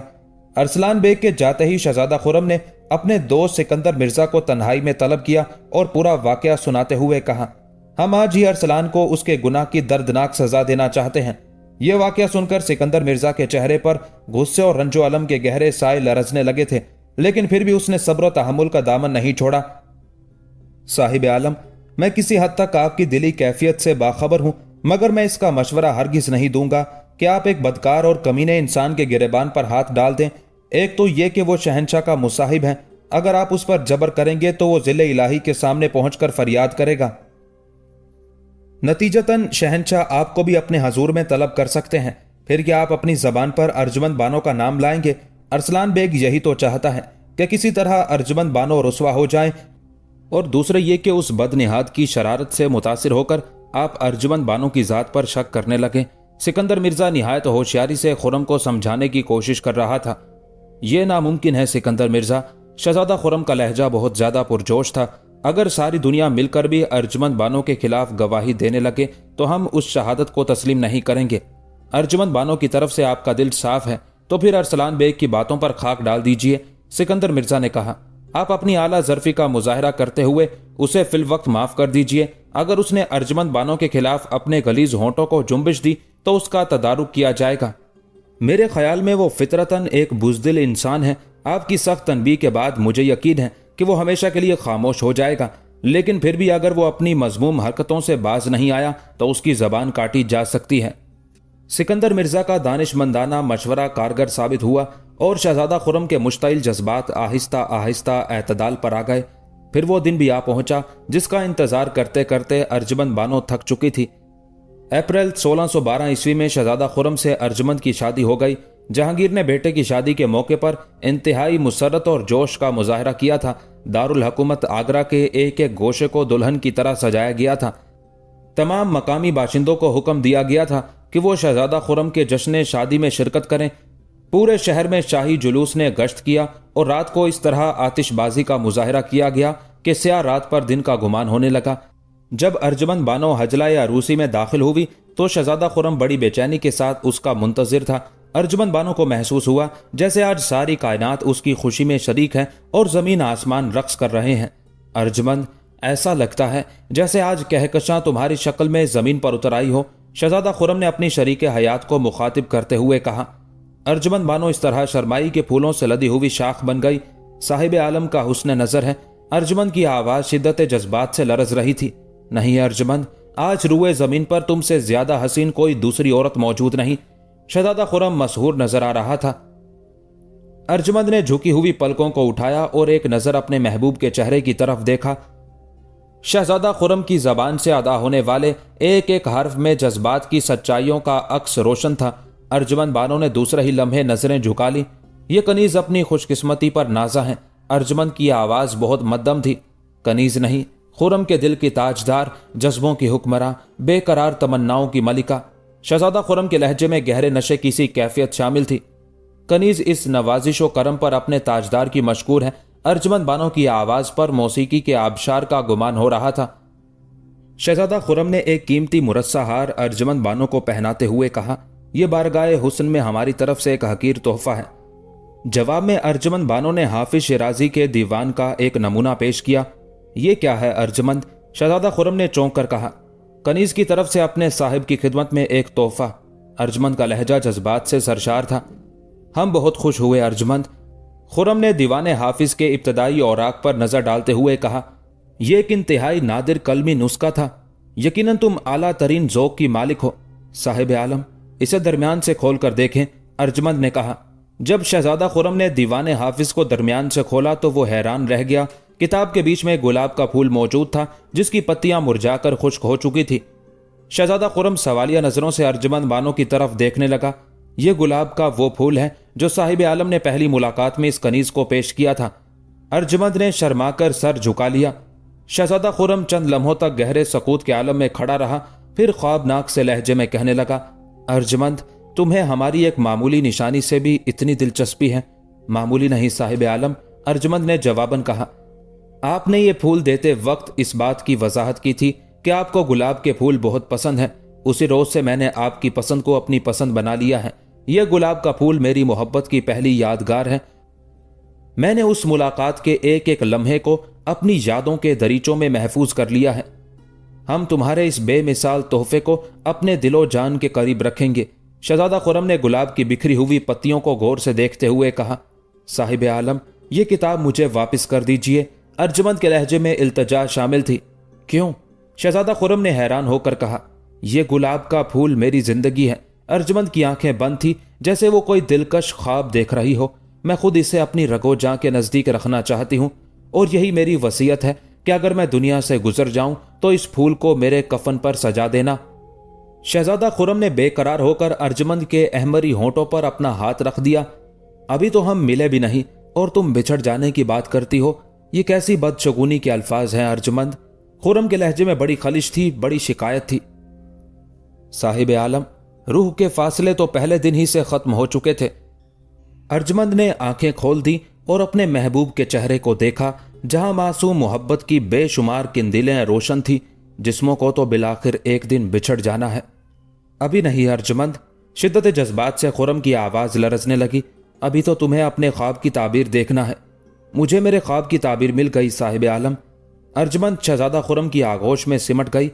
बस यही जमाने की रफ्तार थम जाए। इससे पहले कि वक्त की गर्दिश मेरे और आपके दरमियान कोई आहनी दीवार खड़ी कर दे, मुझे इस आलम में मौत आ जाए और मैं अपने साहिब के इज्जत और जलाल पर कुर्बान हो जाऊं। अर्जमंद के ये अल्फाज शब अरूसी का बेहतरीन तोहफा थे जिन्हें खुर्रम ने दिलो जान से कबूल कर लिया और फिर फिजाएं कैफो निशात से मामूर हो गई। दो मोहब्बत करने वाले नगमा बार और खुशबू रेज हवाओं के दोष पर अपनी मंजिल की तरफ बढ़ रहे थे। अरसलान बेग का मंसूबा नाकाम हो चुका था, लेकिन वो इस बात से खुश था कि उसने अर्जमंद बानो की तरफ से शहजादा खुर्रम के दिल में शकूक व शुबहात का जहरीला बीज बो दिया है। अगर उस बीज ने जमीन पकड़ ली तो किसी दिन भी वसवसों का दरख्त फूट सकता है और फिर उसी दरख्त की जहरीली छांव शहजादा खुर्रम का सुकून गारत कर सकती है। उस इत्मीनान के बावजूद अरसलान बेग बहुत ज्यादा परेशान नजर आ रहा था। अगर खुर्रम ने उसके खिलाफ इंतकामी कार्रवाई की तो फिर शहजादे की खून आशाम तलवार से उसकी गर्दन किस तरह बचेगी? अरसलान बेग ने सोचा और फिर उस पर नाकाबिले बयान दहशत तारी हो गई। अरसलान को हर तरफ अपनी मौत रक्स करती नजर आ रही थी। उस तकलीफदेह सूरत हाल से निजात पाने के लिए अरसलान बेग बहुत देर तक शराब पीता रहा। फिर जब आसाब को कुछ सुकून हुआ तो वो लड़खड़ाते कदमों से रात के अंधेरे में ज्ञानी आत्माराम की झोंपड़ी तक पहुंचा। ज्ञानी के मुहाफिज धर्मपाल ने फौरन आत्माराम को अरसलान की आमद की खबर दी। आत्माराम ने उसे अंदर बुला लिया और घबराए हुए लहजे में कहने लगा, ये तूने क्या हालत बना रखी है अरसलान? ज्ञानी, क्या तू नहीं जानता कि आज अर्जमंद और शहजादा खुर्रम की शबे विसाल है? शिद्दत जज्बात और शराब के असर से अरसलान बेग की आवाज कांप रही थी और उसके चेहरे पर महरूमियों के गहरे साए फैले हुए थे। क्या तुझे यह भी नहीं मालूम कि मैं अर्जमंद बानो से कितनी मोहब्बत करता हूं? मैं सब कुछ जानता हूं, ज्ञानी आत्माराम ने ठहरे हुए लहजे में कहा। अब उसकी घबराहट दूर हो चुकी थी। फिर मेरे दिल का हाल क्यों पूछता है? अचानक अरसलान बेग का लहजा गजबनाक हो गया था। आज की रात मेरी मोहब्बत का खून हो गया और अर्जुमंद शहजादा खुर्रम की सेज पर चली गई। तूने मुझसे वादा किया था कि अर्जुमंद को मेरे कदमों में लाकर डाल देगा, मगर वो तो इस वक्त शहजादा खुर्रम की आगोश में होगी। तेरे ज्ञान और तेरे मंत्रों को क्या हो गया आत्माराम? अरसलान शदीद झुंझलाहट का शिकार नजर आ रहा था। अब मुझे एहसास होता है कि तू भी झूठा है और तेरे मंत्र भी झूठे हैं। अरसलान ने आज बराह रास्त आत्माराम को गाली दी थी। ज्ञानी भी आग के किसी शोले की तरह भड़क उठा। आखिर तू क्या कहना चाहता है? आत्माराम ने इंतहाई दुरुस्त लहजे में अरसलान बेग को मुखातिब किया। मैंने तेरे पीछे अपना वक्त भी बर्बाद किया और दौलत भी। अरसलान बेग हजियानी अंदाज में चीख रहा था। मैं ज्यादा देर तक अपनी खूनशुदा हसरतों का मातम नहीं कर सकता। अर्जुमंद मेरी पहुंच से बहुत दूर जा चुकी। जब तेरा ज्ञान उसे वापस नहीं ला सकता तो फिर तुझे इस दुनिया में रहने का भी कोई हक हासिल नहीं है। क्या तू इस मुल्क का हुक्मरान है जो मुझसे जिंदा रहने का हक छीन लेना चाहता है? जवाबन आत्माराम ने भी चीख कर कहा, मैं हुक्मरान तो नहीं, मगर तुझे मौत के दरवाजे तक पहुंचा सकता हूं। अरसलान बेग की आवाज बदस्तूर बुलंद थी। मैं जहांगीर से कह दूंगा कि तू शहजादा खुर्रम को अपने जादू के जरिए हलाक कर देना चाहता था। अरसलान बेग शराब के नशे में बेसरोपा बातें कर रहा था। ज्ञानी आत्माराम चौंक उठा। उसे अरसलान के तेवर खतरनाक नजर आ रहे थे। तू इत्मीनान से बैठ, मैं अपने ज्ञान की ताकतों से अर्जुमंद को तेरे पास आने पर मजबूर कर दूंगा। आत्माराम बड़ी होशियारी से अरसलान का गुस्सा ठंडा करने की कोशिश कर रहा था। नहीं ज्ञानी, अब मैं तेरे फरेब में नहीं आऊंगा, यह कहकर अरसलान झूमता हुआ उठा। मैं इसी वक्त इंसाफ की जंजीर खींचूंगा और शहंशाह के सामने तेरे सारे राज बेनकाब कर दूंगा। आत्माराम ने धर्मपाल को इशारा किया। दूसरे ही लम्हे ज्ञानी के कई मुसल्ला चेले नमूदार हुए और उन्होंने अपनी शमशीरें बेनियाम कर ली। तू यहां से जिंदा वापस नहीं जा सकता, ज्ञानी के मुहाफिज खास धर्मपाल ने गरजदार आवाज में कहा। अगर तूने अपने कदमों को जुम्बिश दी तो तेरा जिस्म कई टुकड़ों में तब्दील हो जाएगा और फिर ये टुकड़े जमुना के तेज पानी में बहा दिए जाएंगे। अरसलान बेग खौफ से कांपने लगा। उसका सारा नशा हरन हो गया था। मैं शहंशाह के पास हरगिज नहीं जाऊंगा। अरसलान चमकती हुई तलवारें देखकर चीखने लगा। इसे जेर जमीन कमरे में उस वक्त तक के लिए बंद रखो जब तक इसका नशा मुकम्मल तौर पर ना उतर जाए। आत्माराम ने अपने मुहाफिज धर्मपाल को मुखातिब करते हुए कहा। अभी ये अपने होश में नहीं है। गुरु का इशारा पाते ही मुसल्ला चेले आगे बढ़े और अरसलान बेग को खींचते हुए जेर जमीन कमरे की तरफ ले जाने लगे। मुझे माफ कर दे आत्माराम, मैं शहंशाह से कुछ नहीं कहूंगा। अरसलान बेग भिखारियों की तरह गिड़गिड़ा रहा था, मगर ज्ञानी के चेले उसे खींचते हुए ले गए और जमीन दोज कमरे में बंद कर दिया। सुबह जब अरसलान का नशा उतर गया तो धर्मपाल उसे लेकर ज्ञानी के सामने पहुंचा। आओ अरसलान आओ, आत्माराम ने मुस्कुराते हुए कहा। क्या तेरा नशा उतर गया? मैं यहां कैसे पहुंचा ज्ञानी? अरसलान बेग हैरत से चारों तरफ देख रहा था। मुझे कुछ याद नहीं है। मैं तो कल रात अपने घर में था, फिर यहां किस तरह आ गया? ज्ञानी ने उसे पूरा वाकया सुनाते हुए तनबीह आमेज लहजे में कहा। अगर शहंशाह के सामने तेरी जबान को जुम्बिश हुई तो फिर समझ ले कि तेरी जिंदगी का भी खात्मा हो गया। नहीं ज्ञानी, मैं ऐसा सोच भी नहीं सकता। अरसलान बेग हैरान और परेशान नजर आ रहा था। कल रात तू नशे की हालत में था और बार बार मुझे धमकियां दे रहा था। आत्माराम ने सख्त लहजे में कहा। इंसान नशे की हालत में अपने दिल की बातें बयान कर देता है। अब मैं इस राज से वाकिफ हो चुका हूं कि तेरे दिल में मेरे लिए नफरत के सिवा कोई दूसरा जज्बा मौजूद नहीं, मगर अच्छी तरह समझ ले कि अगर तूने शहंशाह के सामने मेरा कोई राज फाश करने की कोशिश की तो मैं भी भरे दरबार में साफ साफ कह दूंगा कि अरसलान बेग का नाम इख्तियार करने वाला कोई मुसलमान नहीं बल्कि इस्लाम का लिबास पहने हुए एक हिंदू है जो ईरान से सिर्फ इसलिए यहां आया है कि वो अपनी मां पर ढाए जाने वाले मजालिम का इंतकाम ले और साजिशों के जरिए मुगल हुकूमत का शिराजा मुंतशिर कर दे। अरसलान बेग जवाबन कुछ कहना चाहता था, लेकिन आत्माराम ने उसे सख्ती से रोकते हुए कहा, पहले मेरी पूरी बात सुन ले। अगर तू शहंशाह के सामने मेरे जादू के किस्से बयान करेगा तो मैं भी साफ साफ कह दूंगा कि इस शख्स ने मुझे भारी रिश्वत देकर अर्जुमंद बानो और शहजादा खुर्रम के खिलाफ वर्गलाया था और इसी ने दोनों की तस्वीरें बनाकर गोपीचंद को मुजस्मे बनाने पर मजबूर किया था। वो तीनों मुजस्मे आज भी मेरे पास महफूज हैं। अगर शहंशाह ने सबूत तलब किया तो मैं तमाम मुजस्मे पेश कर दूंगा। मैं जानता हूं कि उसके बाद मेरी जिंदगी का दरवाजा बंद हो जाएगा, मगर फिर तुझे भी मौत के बेरहम हाथ नहीं छोड़ेंगे। अरसलान बेग कांप कर रह गया। गौर से सुन ले कि अगर जिंदगी चाहता है तो मेरे साथ साथ चल। आत्माराम ने एक एक लफ्ज पर जोर देते हुए कहा। इस सफर में हम दोनों एक दूसरे के लिए जरूरी हैं। अगर किसी ने भी साथ छोड़ा और रास्ता बदलने की कोशिश की तो वो मौत का निवाला बन जाएगा। इसलिए होश की बातें कर और सब्र से काम ले। अरसलान बेग के होशो हवास दुरुस्त हो चुके थे। उसने ज्ञानी के सामने एतराफ कर लिया कि वो कल रात शराब के नशे में अपने आप को भूल चुका था और अर्जुमंद की शादी ने उसकी कुव्वत बर्दाश्त छीन ली थी। उस एतराफ के बाद अरसलान बेग ने आत्माराम को वो वाकया भी बता दिया जब उसने शहजादा खुरम के सामने अर्जुमंद बानो के किरदार पर तोहमत लगाई थी। अब मेरा क्या होगा ज्ञानी? शहजादा खुरम मुझे जिंदा नहीं छोड़ेगा। एक बार फिर अरसलान बेग को अपने करीब मौत रक्स करती हुई नजर आ रही थी। मुझे कोई ऐसी तरकीब बता दे आत्माराम कि मैं खुरम की शमशीर खूं आशाम से महफूज रह सकूं। ज्ञानी बहुत देर तक अपने ख्यालात में गुम बैठा रहा। उसका शैतानी दिमाग बहुत तेजी से गर्दिश कर रहा था। आखिर तवील खामोशी के बाद आत्माराम के गलीज होंठों को जुम्बिश हुई। तू बड़ी हमाकत कर बैठा है अरसलान। अब तेरी निजात का एक ही रास्ता है कि किसी तरह मलिका नूर महल मेहरुन्निसा के गुलामों की सफ में शामिल हो जा। शहनशाह नूर महल के इश्क में इस हद तक डूब चुके हैं कि अब उनका उभरना नामुमकिन है। सम्राट का ये इश्क लहजा बा लहजा बढ़ता ही जाएगा। मुझे साफ नजर आ रहा है कि मलिका नूर महल ही हिंदुस्तान पर हुकूमत करेगी और तेरी जिंदगी का इन्हिसार भी इसी बात पर है कि तू जल्द अज जल्द नूर महल की पनाह हासिल कर ले। फिर शहजादा खुरम तेरा कुछ नहीं बिगाड़ सकेगा।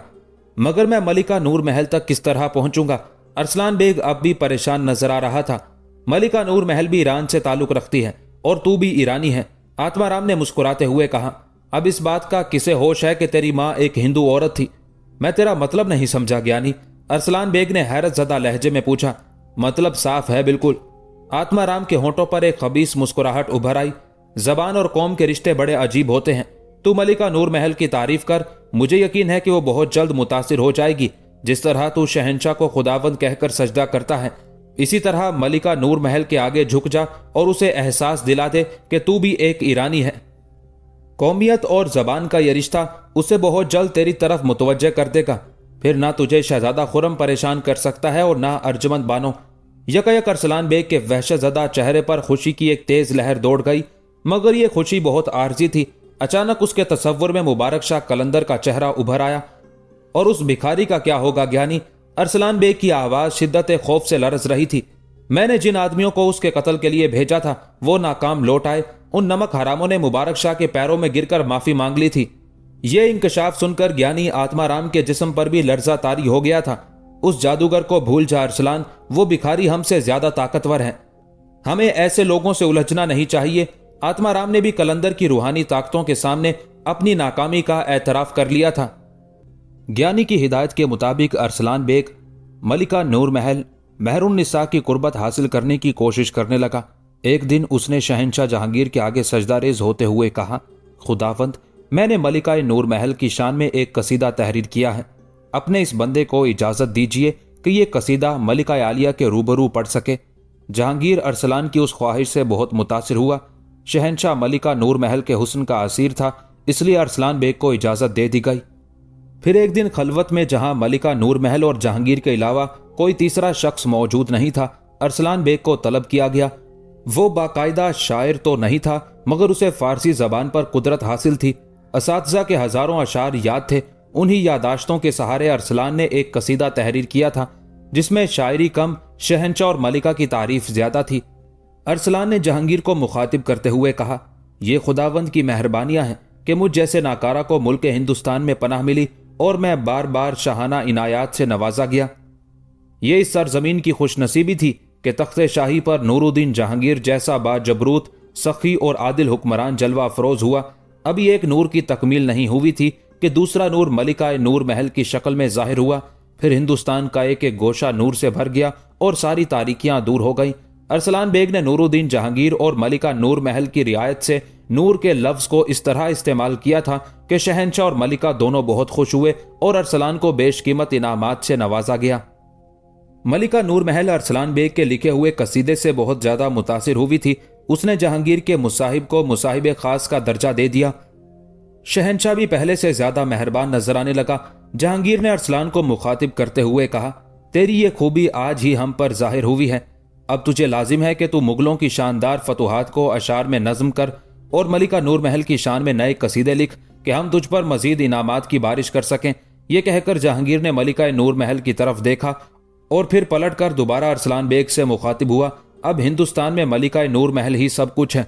अगर वो किसी से राजी हैं तो हम भी राजी हैं, और अगर वो किसी से खफा हैं तो फिर उस बदनसीब शख्स को समझ लेना चाहिए कि उस पर हिंदुस्तान की जमीन तंग हो चुकी है। जहांगीर नूर महल को खुश करने के लिए खुद भी मलिका की शान में कसीदा पढ़ने लगा। अरसलान बेग मुगल हुक्मरानों की फतुहात का हाल तो क्या कलमबंद करता, मगर उसे मलिका नूर महल की कुर्बत हासिल हो गई थी। अरसलान बेग की अयार नजरों ने एक ही मुलाकात के दौरान उस राज को समझ लिया था कि मलिका नूर महल ज़हीन होने के बावजूद एक खुशामद पसंद औरत है। अरसलान ने नूर महल की उस कमजोरी से फायदा उठाया और मलिका हिंद के करीब तर होता चला गया। अब नूर महल उसे खलवत में भी तलब करने लगी थी, और कभी यूं भी होता कि मलिका हिंद अरसलान से हुकूमत के बारे में भी मशवरे लेती। वो बड़ी होशियारी के साथ नूर महल के जहन में ये बात उतारने की कोशिश करता कि ईरानी सकाफत मुगलों और हिंदुओं की सकाफत से बदरजहा बेहतर है, और उसी सकाफत को मुल्क के तूलो अर्ज में राइज होना चाहिए। मलिका नूर महल बड़े गौर से अरसलान बेग की बातें सुनती और उसके गुलरंग चेहरे पर अजीब सी मुसर्रतें रक्स करने लगती। आप पहली और आखिरी मलिका है जो हिंदुस्तान में ईरानी तहजीब व सकाफत को फरोग दे सकती हैं। अरसलान बेग इंतहाई पुरजोश लहजे में कहता, ईरान अजीम है और आप उसकी अजमतों की पासबान हैं। मैं बहरहाल एक औरत हूं जिसे खुद मुख्तारी हासिल नहीं। नूर महल भी अरसलान की बातों से मुतासिर होकर अपने दिल की बात कह देती। आपकी ये सोच दुरुस्त नहीं मलिका आलिया। अरसलान नूर महल को हौसला देने की कोशिश करता। आप खुद मुख्तारी से भी ज्यादा इख्तियार रखती हैं। खुदावंद हिंदुस्तान आपके जेर असर हैं। अब आपको मजीद किसी इख्तियार की जरूरत नहीं। आपकी जबान से निकला हुआ एक एक हर्फ हुक्म आखिर का दर्जा रखता है। अरसलान बेग मलिका नूर महल पर खुशामद और तारीफ के वो हरबे आजमा रहा था जो कभी रायगा नहीं जाते। अपनी तारीफ सुनकर बड़े बड़े बुत पिघल जाते हैं। अरसलान ने भी वही आग रोशन कर रखी थी जिसकी हरारत से मलिका नूर महल भी पिघलती जा रही थी। अभी तक खुदावंद हिंदू तहजीब के जेर असर हैं। उन्हें अहले हनूद के दायरे से निकालकर ईरानी सकाफत के हिसार तक ले जाइए। आप ये काम बहुत आसानी से कर सकती हैं। अगर खुदावंद ने ईरानी रस्म रिवाज को कबूल कर लिया तो अपने आबाई वतन के लिए आपकी ये अजीमुशान खिदमत होगी जिसे तारीख के औराक से कभी मिटाया नहीं जा सकता। अरसलान ने बड़ी आसानी से नूर महल को शीशे में उतार लिया था। एक दिन मलिका हिंद ने उससे कहा, अरसलान, तू मुख्तलिफ किताबों का मुताला कर ताकि मुझे ईरानी सकाफत को अजीम तर साबित करने में आसानी हो। मैं शहंशाह को आहिस्ता आहिस्ता इस तरफ रजू करूंगी। इस सिलसिले में तू ही मेरा वकील होगा, और एक वकील को इस कदर लायक होना चाहिए कि वो दुनिया की बड़ी से बड़ी अदालत में नाकाबिले तनसीख दलाइल के साथ अपना मुकदमा पेश कर सके। अरसलान बेग अपनी जगह से उठा और मलिका नूर महल के सामने सजदा रेज हो गया। मलिका आलिया, मेरा पहला सजदा कबूल करें। कल तक मैं खुदावंद का बंदा था, मगर अब सिर्फ आपकी बंदगी का तोक मेरी गर्दन में है। अरसलान बेग ने बेजमीरी की इंतहा कर दी थी। वो बैक वक्त मुबारक शाह कलंदर, शहजादा खुरम, अर्जुमंद बानो और हिंदुस्तान के बेशुमार मुसलमानों से इंतकाम लेना चाहता था। जब मलिका नूर महल ने अरसलान को इस तरह अपने सामने सजदा रेज पाया तो उसके गरूरे हुस्न ने नए अंदाज से करवट ली। अब वो महज एक ईरानी औरत थी और हिंदुस्तान के गोशे गोशे पर अपनी मुल्क की सकाफत का गलबा चाहती थी। फिर एक दिन नूर महल के हुक्म पर अरसलान बेग को शाही दारुल मुताले का निगरान बना दिया गया। सल्तनत के दूसरे अमीरों ने उस तब्दीली को आम सी तब्दीली समझकर नजरअंदाज कर दिया। कोई सोच भी नहीं सकता था कि मलिका नूर महल के उस हुक्म के पीछे कैसी खौफनाक साजिश परवरिश पा रही है। अब अरसलान बेग दिन रात किताबों के मुताले में मसरूफ रहता। बज़ाहिर उसकी दुनिया बदल गई थी, मगर दर पर्दा वो एक ऐसा मंसूबा तश्कील दे रहा था कि उसके अंजाम पा जाने की सूरत में हिंदुस्तान के मुसलमान मुंतशिर होकर रह जाते और फिर एक तवील खाना जंगी का सिलसिला शुरू हो जाता। अर्जुमंद बानो और शहजादा खुरम की जिंदगी नई मुसर्रतों से हमकिनार हो चुकी थी। सरकारी अमूर की अंजामदही के बाद शहजादा खुरम अपना बेशतर वक्त अर्जुमंद बानो के साथ गुजारता। ईरानी शहजादी पहले भी उसकी जिंदगी में दाखिल नहीं हो सकी थी। अर्जुमंद से शादी के बाद वो मजीद दूर होती चली गई। अगरचे शहजादा खुरम ने उसे बारहा समझाने की कोशिश की, लेकिन वो एक बदमिजाज औरत थी, नस्ली और खानदानी बरतरी में हर वक्त मुब्तला रहने वाली एक मगरूर औरत। वो अक्सर शहजादा खुरम से झगड़ा करती और तानाजनी से काम लेती। शहजादा खुरम एक हलीमुत तबे इंसान था।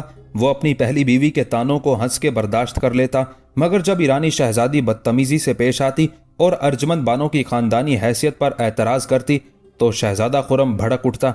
अर्जुमंद किसी पस्त खानदान की लड़की नहीं, वो भी अमीरजादी है। शहजादा खुरम अपनी दूसरी बीवी का दिफा करता तो ईरानी शहजादी मजीद चरागपा हो जाती। मेरे सामने उसकी कोई हैसियत नहीं।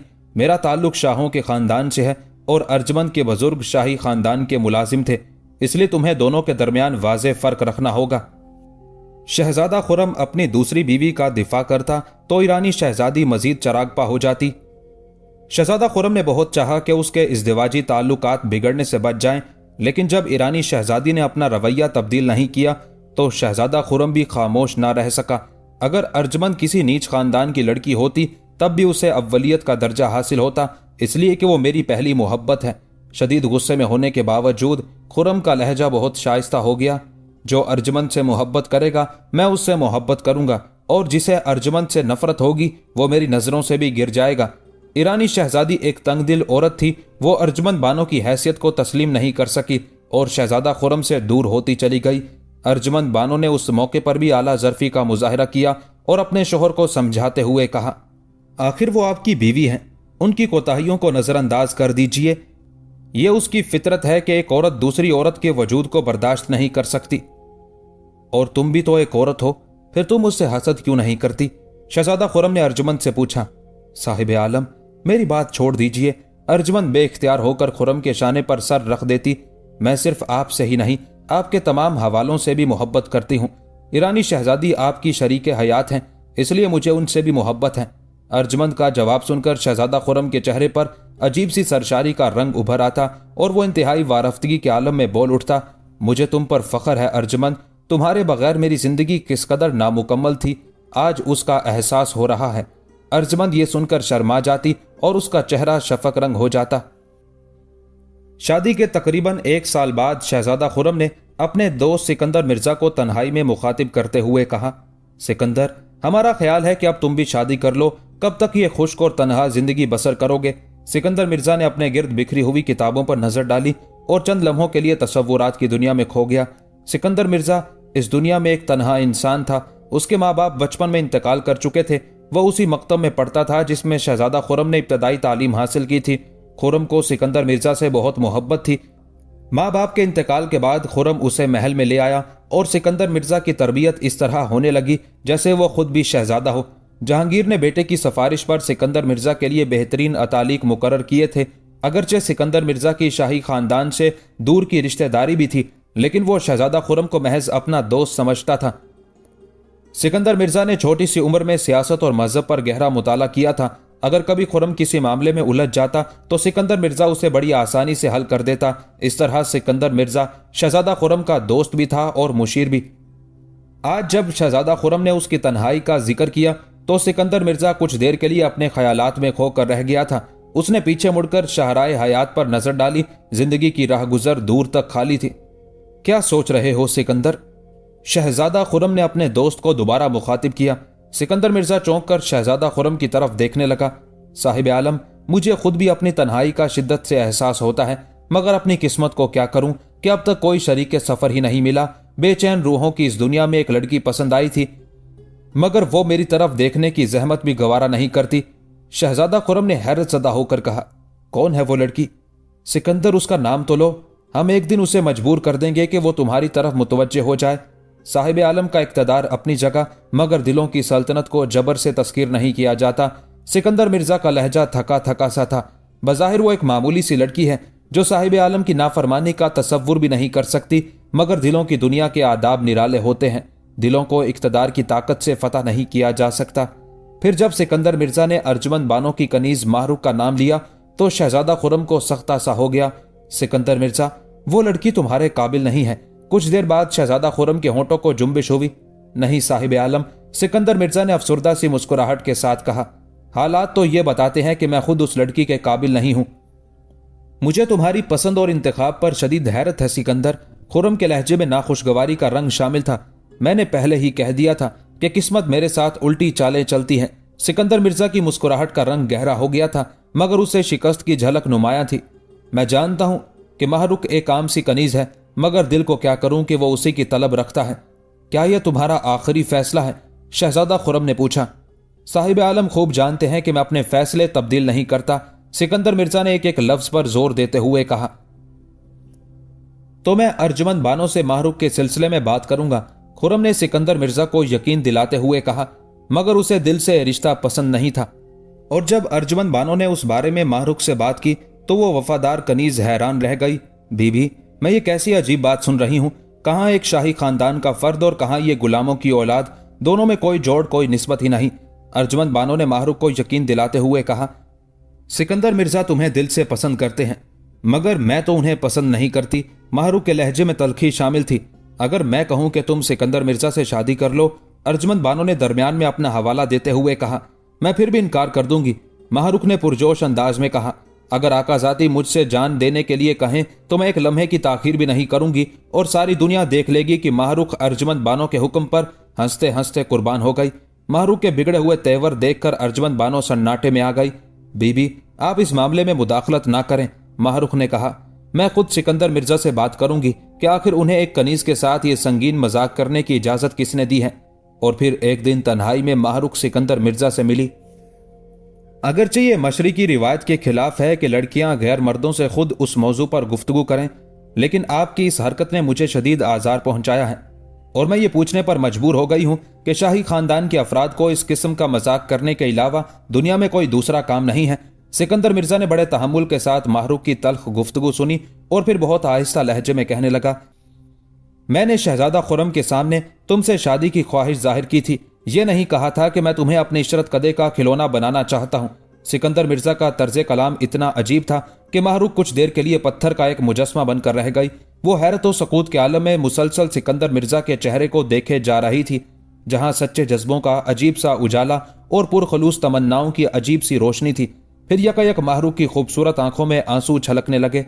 मुझे माफ कर दीजिए, मैंने आपको गलत समझा था। शिद्दत जज्बात से माहरुख की आवाज लरज रही थी। मैं आपका बहुत एहतराम करती हूं, मगर जिंदगी के सफर में आपका साथ नहीं दे सकती। आप नहीं जानते कि मैं कौन हूं और मुझ पर क्या गुजरी है। मैं तुम्हें तुम्हारी जिंदगी के तमाम तर हादसात के साथ कबूल करने के लिए तैयार हूं, सिकंदर मिर्जा ने जज्बाती लहजे में कहा। मगर मैं आपके काबिल नहीं हूं। माहरुख इतनी देर में संभल चुकी थी। उसने ऊंची आवाज में कहा और जाने के लिए खड़ी हो गई। मजहब के मुताले ने मुझे सिखाया है कि इंसान अपने किरदार से बुलंद और पस्त हो जाता है। मैं शाह और मजदूर में कोई फर्क नहीं समझता। सिकंदर मिर्जा ने किसी तकल्लुफ और बनावट के बगैर अपने दिल की बात कह दी थी। मेरा किरदार इस लायक नहीं कि वो आपके नजरियात की तायद कर सके। ये कहकर माहरुख दरवाजे की तरफ बढ़ने लगी। फिर भी हम तुम्हारा इंतजार करेंगे माहरुख, ये कहकर सिकंदर मिर्जा भी खड़ा हो गया। अपनी जिंदगी को रोग ना लगाए, मैं तो मौत की मंजिल की मुसाफिर हूं।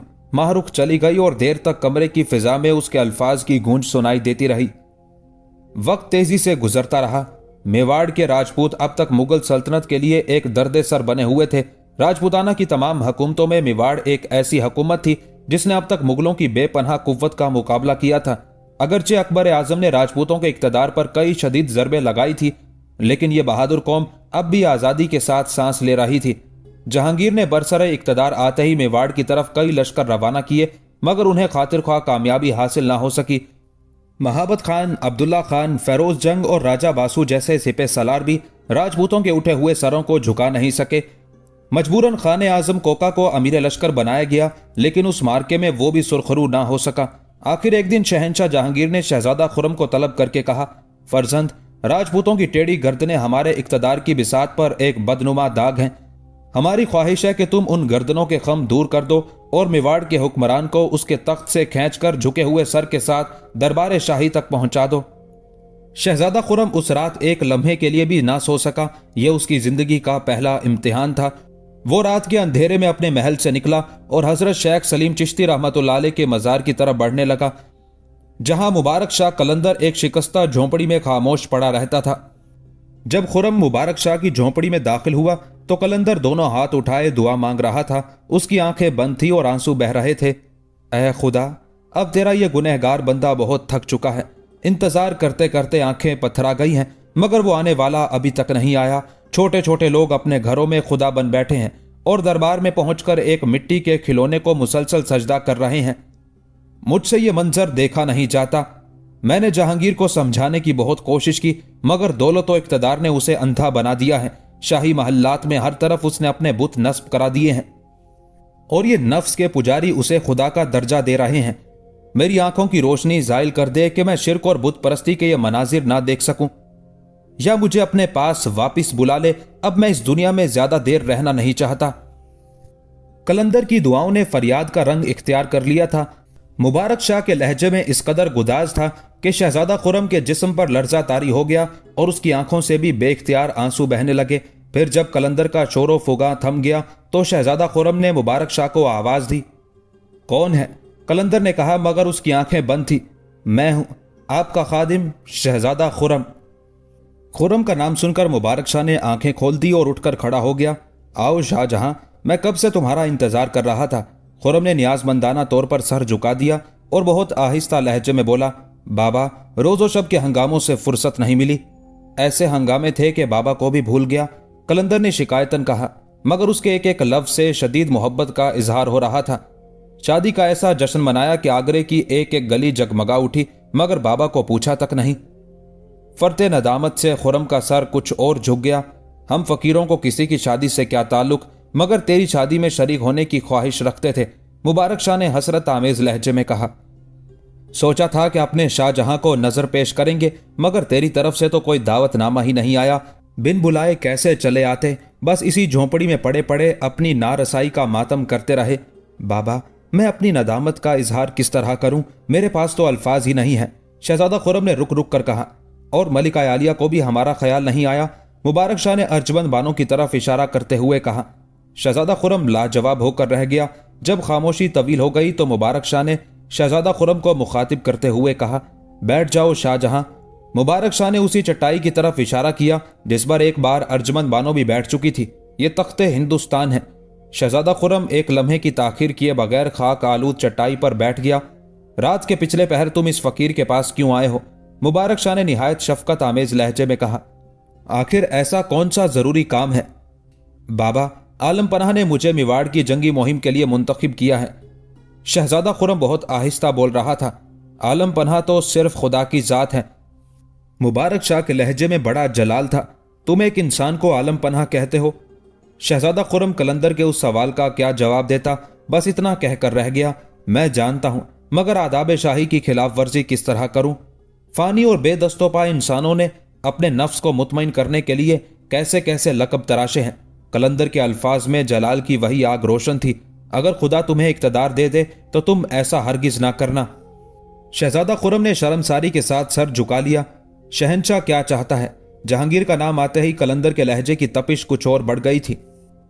यही कि मैं इस जंगी मुहिम की कयादत करूं और राजपूतों को मुगल सल्तनत के आगे झुकने पर मजबूर कर दूं। खुर्रम ने शहंशाह के मंसूबे की वजाहत करते हुए कहा, जहां पनाह मेरी जंगी सलाहियतों का इम्तिहान लेना चाहते हैं। शहजादा खुर्रम की जबान एक बार फिर लड़खड़ा गई थी।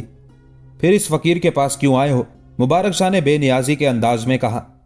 अपनी फौजें ले जाओ और मेवाड़ पर हमला कर दो। तलवारों से तलवारें टकराएंगी, सर जिस्मों से जुदा होंगे, खून बहेगा और फिर जो होना है हो जाएगा। तुम्हारा बाप हमें भिखारी कहता है और वो ठीक ही कहता है। बेशक हम किसी के दर के भिखारी हैं और एक भिखारी तुम्हें क्या दे सकता है? मैं तो ऐसा नहीं समझता। शहजादा खुर्रम ने डरते डरते कहा। तुम्हारे समझने ना समझने से क्या होता है? मुबारक शाह ने तेज लहजे में कहा। तुम हमारा हुलिया नहीं देखते, ना तन पर लिबास है और ना पेट के लिए रोटी, बस सर छुपाने को एक झोंपड़ी है जो किसी बंदाए खुदा ने तरस खाकर बना दी थी। तुम्हें क्या हो गया है शाहजहां? भिखारियों के पास मांगने आए हो? मुबारक शाह आज बिल्कुल बदली हुई शक्ल में नजर आ रहा था। शहजादा खुर्रम बहुत देर तक खामोश बैठा कुछ सोचता रहा। फिर यकयक पुरजोश लहजे में कहने लगा, कभी मुझे शाहजहां कहकर पुकारते हैं, कभी मेरे हाथों हिंदुस्तान के तख्तो ताज फरोख्त कर देते हैं, फिर कभी अपने आप को भिखारी कहते हैं। आखिर ये सब कुछ क्या है बाबा? ये सब मेरी दीवानगी की हरकतें हैं शाहजहां, इन्हें फरामोश कर दे। मुबारक शाह ने बेजारी के लहजे में कहा। मैं वाकईतन भिखारी हूं, मेरे पास तुझे देने के लिए कुछ नहीं है। अगर मेरी दुआओं में इतनी ही तासीर होती कि मैदान जंग का नक्शा बदल जाता तो फिर मैं अपने लिए दुआ क्यों नहीं करता? अगर मेरी जबान से अदा होने वाले अल्फाज में ऐसा ही असर होता तो सबसे पहले मैं अपनी गुर्बत दूर करने के लिए दुआ मांगता। कलंदर मुसलसल अपनी जात की नफी कर रहा था। मैं इस रात से बाखबर हूं कि शहंशाह ने आपको सीमो जर के अंबार की पेशकश की थी। अगर आप दौलत के उस जखीरे को कबूल कर लेते तो ये इफलास कभी का दूर हो चुका होता। शहजादा खुर्रम ने एक मजबूत दलील देते हुए कहा। शहंशाह वक्त को सजदे से इनकार करने वाला कोई मामूली इंसान नहीं हो सकता। मैं आपके मकाम से तो वाकिफ नहीं, मगर इतना जरूर है कि मेरे लिए आपकी जात बहुत मोहतरम है। आप मारिफत के शहंशाह हैं या एक आम भिखारी, मुझे इससे कोई गरज नहीं। मैं तो आपका हो चुका, बस इस दरवाजे से उठकर कहीं और नहीं जाऊंगा। शहजादा खुर्रम के लहजे में इस कदर बेसाख्तगी और अपनायत थी कि मुबारक शाह बेकरार हो गया था और उसने अपने मुसल्ले से उठकर खुर्रम को गले से लगा लिया। फिर शहजादे की पेशानी पर तवील बोसा देते हुए बोला, मैं जानता था कि मेरा शाहजहां यही जवाब देगा। कलंदर की आवाज में बड़ा सोच था और आंखें आंसुओं से लबरेज थी। तुझे क्या खबर शाहजहां कि तेरे लिए क्या क्या दुआएं करता हूं, मगर मैं तुमसे इसलिए नाराज था कि तुमने मुझे शादी के मौके पर क्यों याद नहीं किया, फिर अपने आप को यह कहकर मुतमईन कर लिया कि मुबारक शाह तो एक भिखारी है। शाहों की तकरीब में तेरा गुजर क्या मानी। शहजादा खुर्रम ने बेकरार होकर कलंदर के हाथों को बोसा देना चाहा, मगर मुबारक शाह ने घबराकर अपने दोनों हाथ खींच लिए। नहीं शाहजहां, अपनी मोहब्बत को बुत परस्ती का रंग ना दे। यह बुत परस्ती नहीं बाबा, अकीदत है। शहजादा खुर्रम ने अपने अमल की वजाहत करते हुए कहा, मैं बुत परस्ती का तसव्वुर भी नहीं कर सकता। पहले लोग एक इंसान के हाथ चूमते हैं और फिर एक दिन उसी के कदमों पर अपना सर रख देते हैं। मुबारक शाह ने बुलंद आवाज में कहा, शैतान के बहकाने के अंदाज बड़े पुरफरेब होते हैं। अगर मोहब्बत व अकीदत एतदाल में ना रहे तो बुत परस्ती हो जाती है। शहजादा खुर्रम संभल गया। मुबारक शाह के उस किरदार ने खुर्रम को और भी मुतासिर किया था। बाबा, मेरा खुदा गवाह है कि मसरूफियात के हंगामे में मुझे याद नहीं रहा। खुर्रम मुबारक शाह को अपनी शादी की तकरीब में ना बुलाने का उज़र पेश कर रहा था। आप तो वो हैं कि मैं आपकी शिरकत पर नाज करता, मगर अपनी बदनसीबी को क्या करूं कि उस सादत से महरूम रहा। नहीं शाहजहां, गुजरी बातों का मलाल ना कर, हमने तो बस यूं ही शिकायत कर दी थी। मुबारक शाह ने खुर्रम की कोताही को नजरअंदाज करते हुए कहा, अगर दावतनामा मिल जाता तो कुछ देर के लिए खुश हो जाते कि इस दुनिया में हमारा भी कोई है।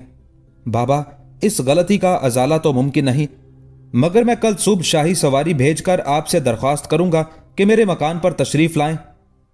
यह तकरीब सिर्फ आपके एजाज में काफी होगी। शहजादा खुर्रम ने इल्तजा करते हुए कहा। बस बस, मुबारक शाह ने मोहब्बत आमेज लहजे में कहा, तूने दावतनामा दे दिया और हमने कबूल कर लिया। हमसे इतना रब्तो जब्त ना बढ़ा कि शहंशाह को गिरा गुजरे। हम नहीं चाहते कि हमारी वजह से बाप और बेटे के दरमियान बदगुमानियां पैदा हो। तो फिर मैं अर्जमंद बानों को लेकर खुद हाजिर होऊंगा। हाँ, मलिका आलिया को देखे हुए बहुत दिन हो गए हैं। कलंदर की आवाज से हसरत टपक रही थी। बाबा, आप उसे मलिका आलिया क्यों कहते हैं? वो तो आपकी कनीज है, महज एक अदना कनीज। शहजादा खुर्रम के लहजे में बनावट का शायबा तक नहीं था। वो दिल की गहराइयों से बोल रहा था। मलिका को मलिका ही कहा जाता है। मुबारक शाह ने मुस्कुराते हुए जवाब दिया, अर्जमंद बानो कनीज तो हो ही नहीं सकती। अगर उसके और मेरे दरमियान कोई दूसरा रिश्ता कायम हो सकता है तो फिर वो मेरी बेटी है, और एक बाप ने बहुत दिन से अपनी बेटी को नहीं देखा है।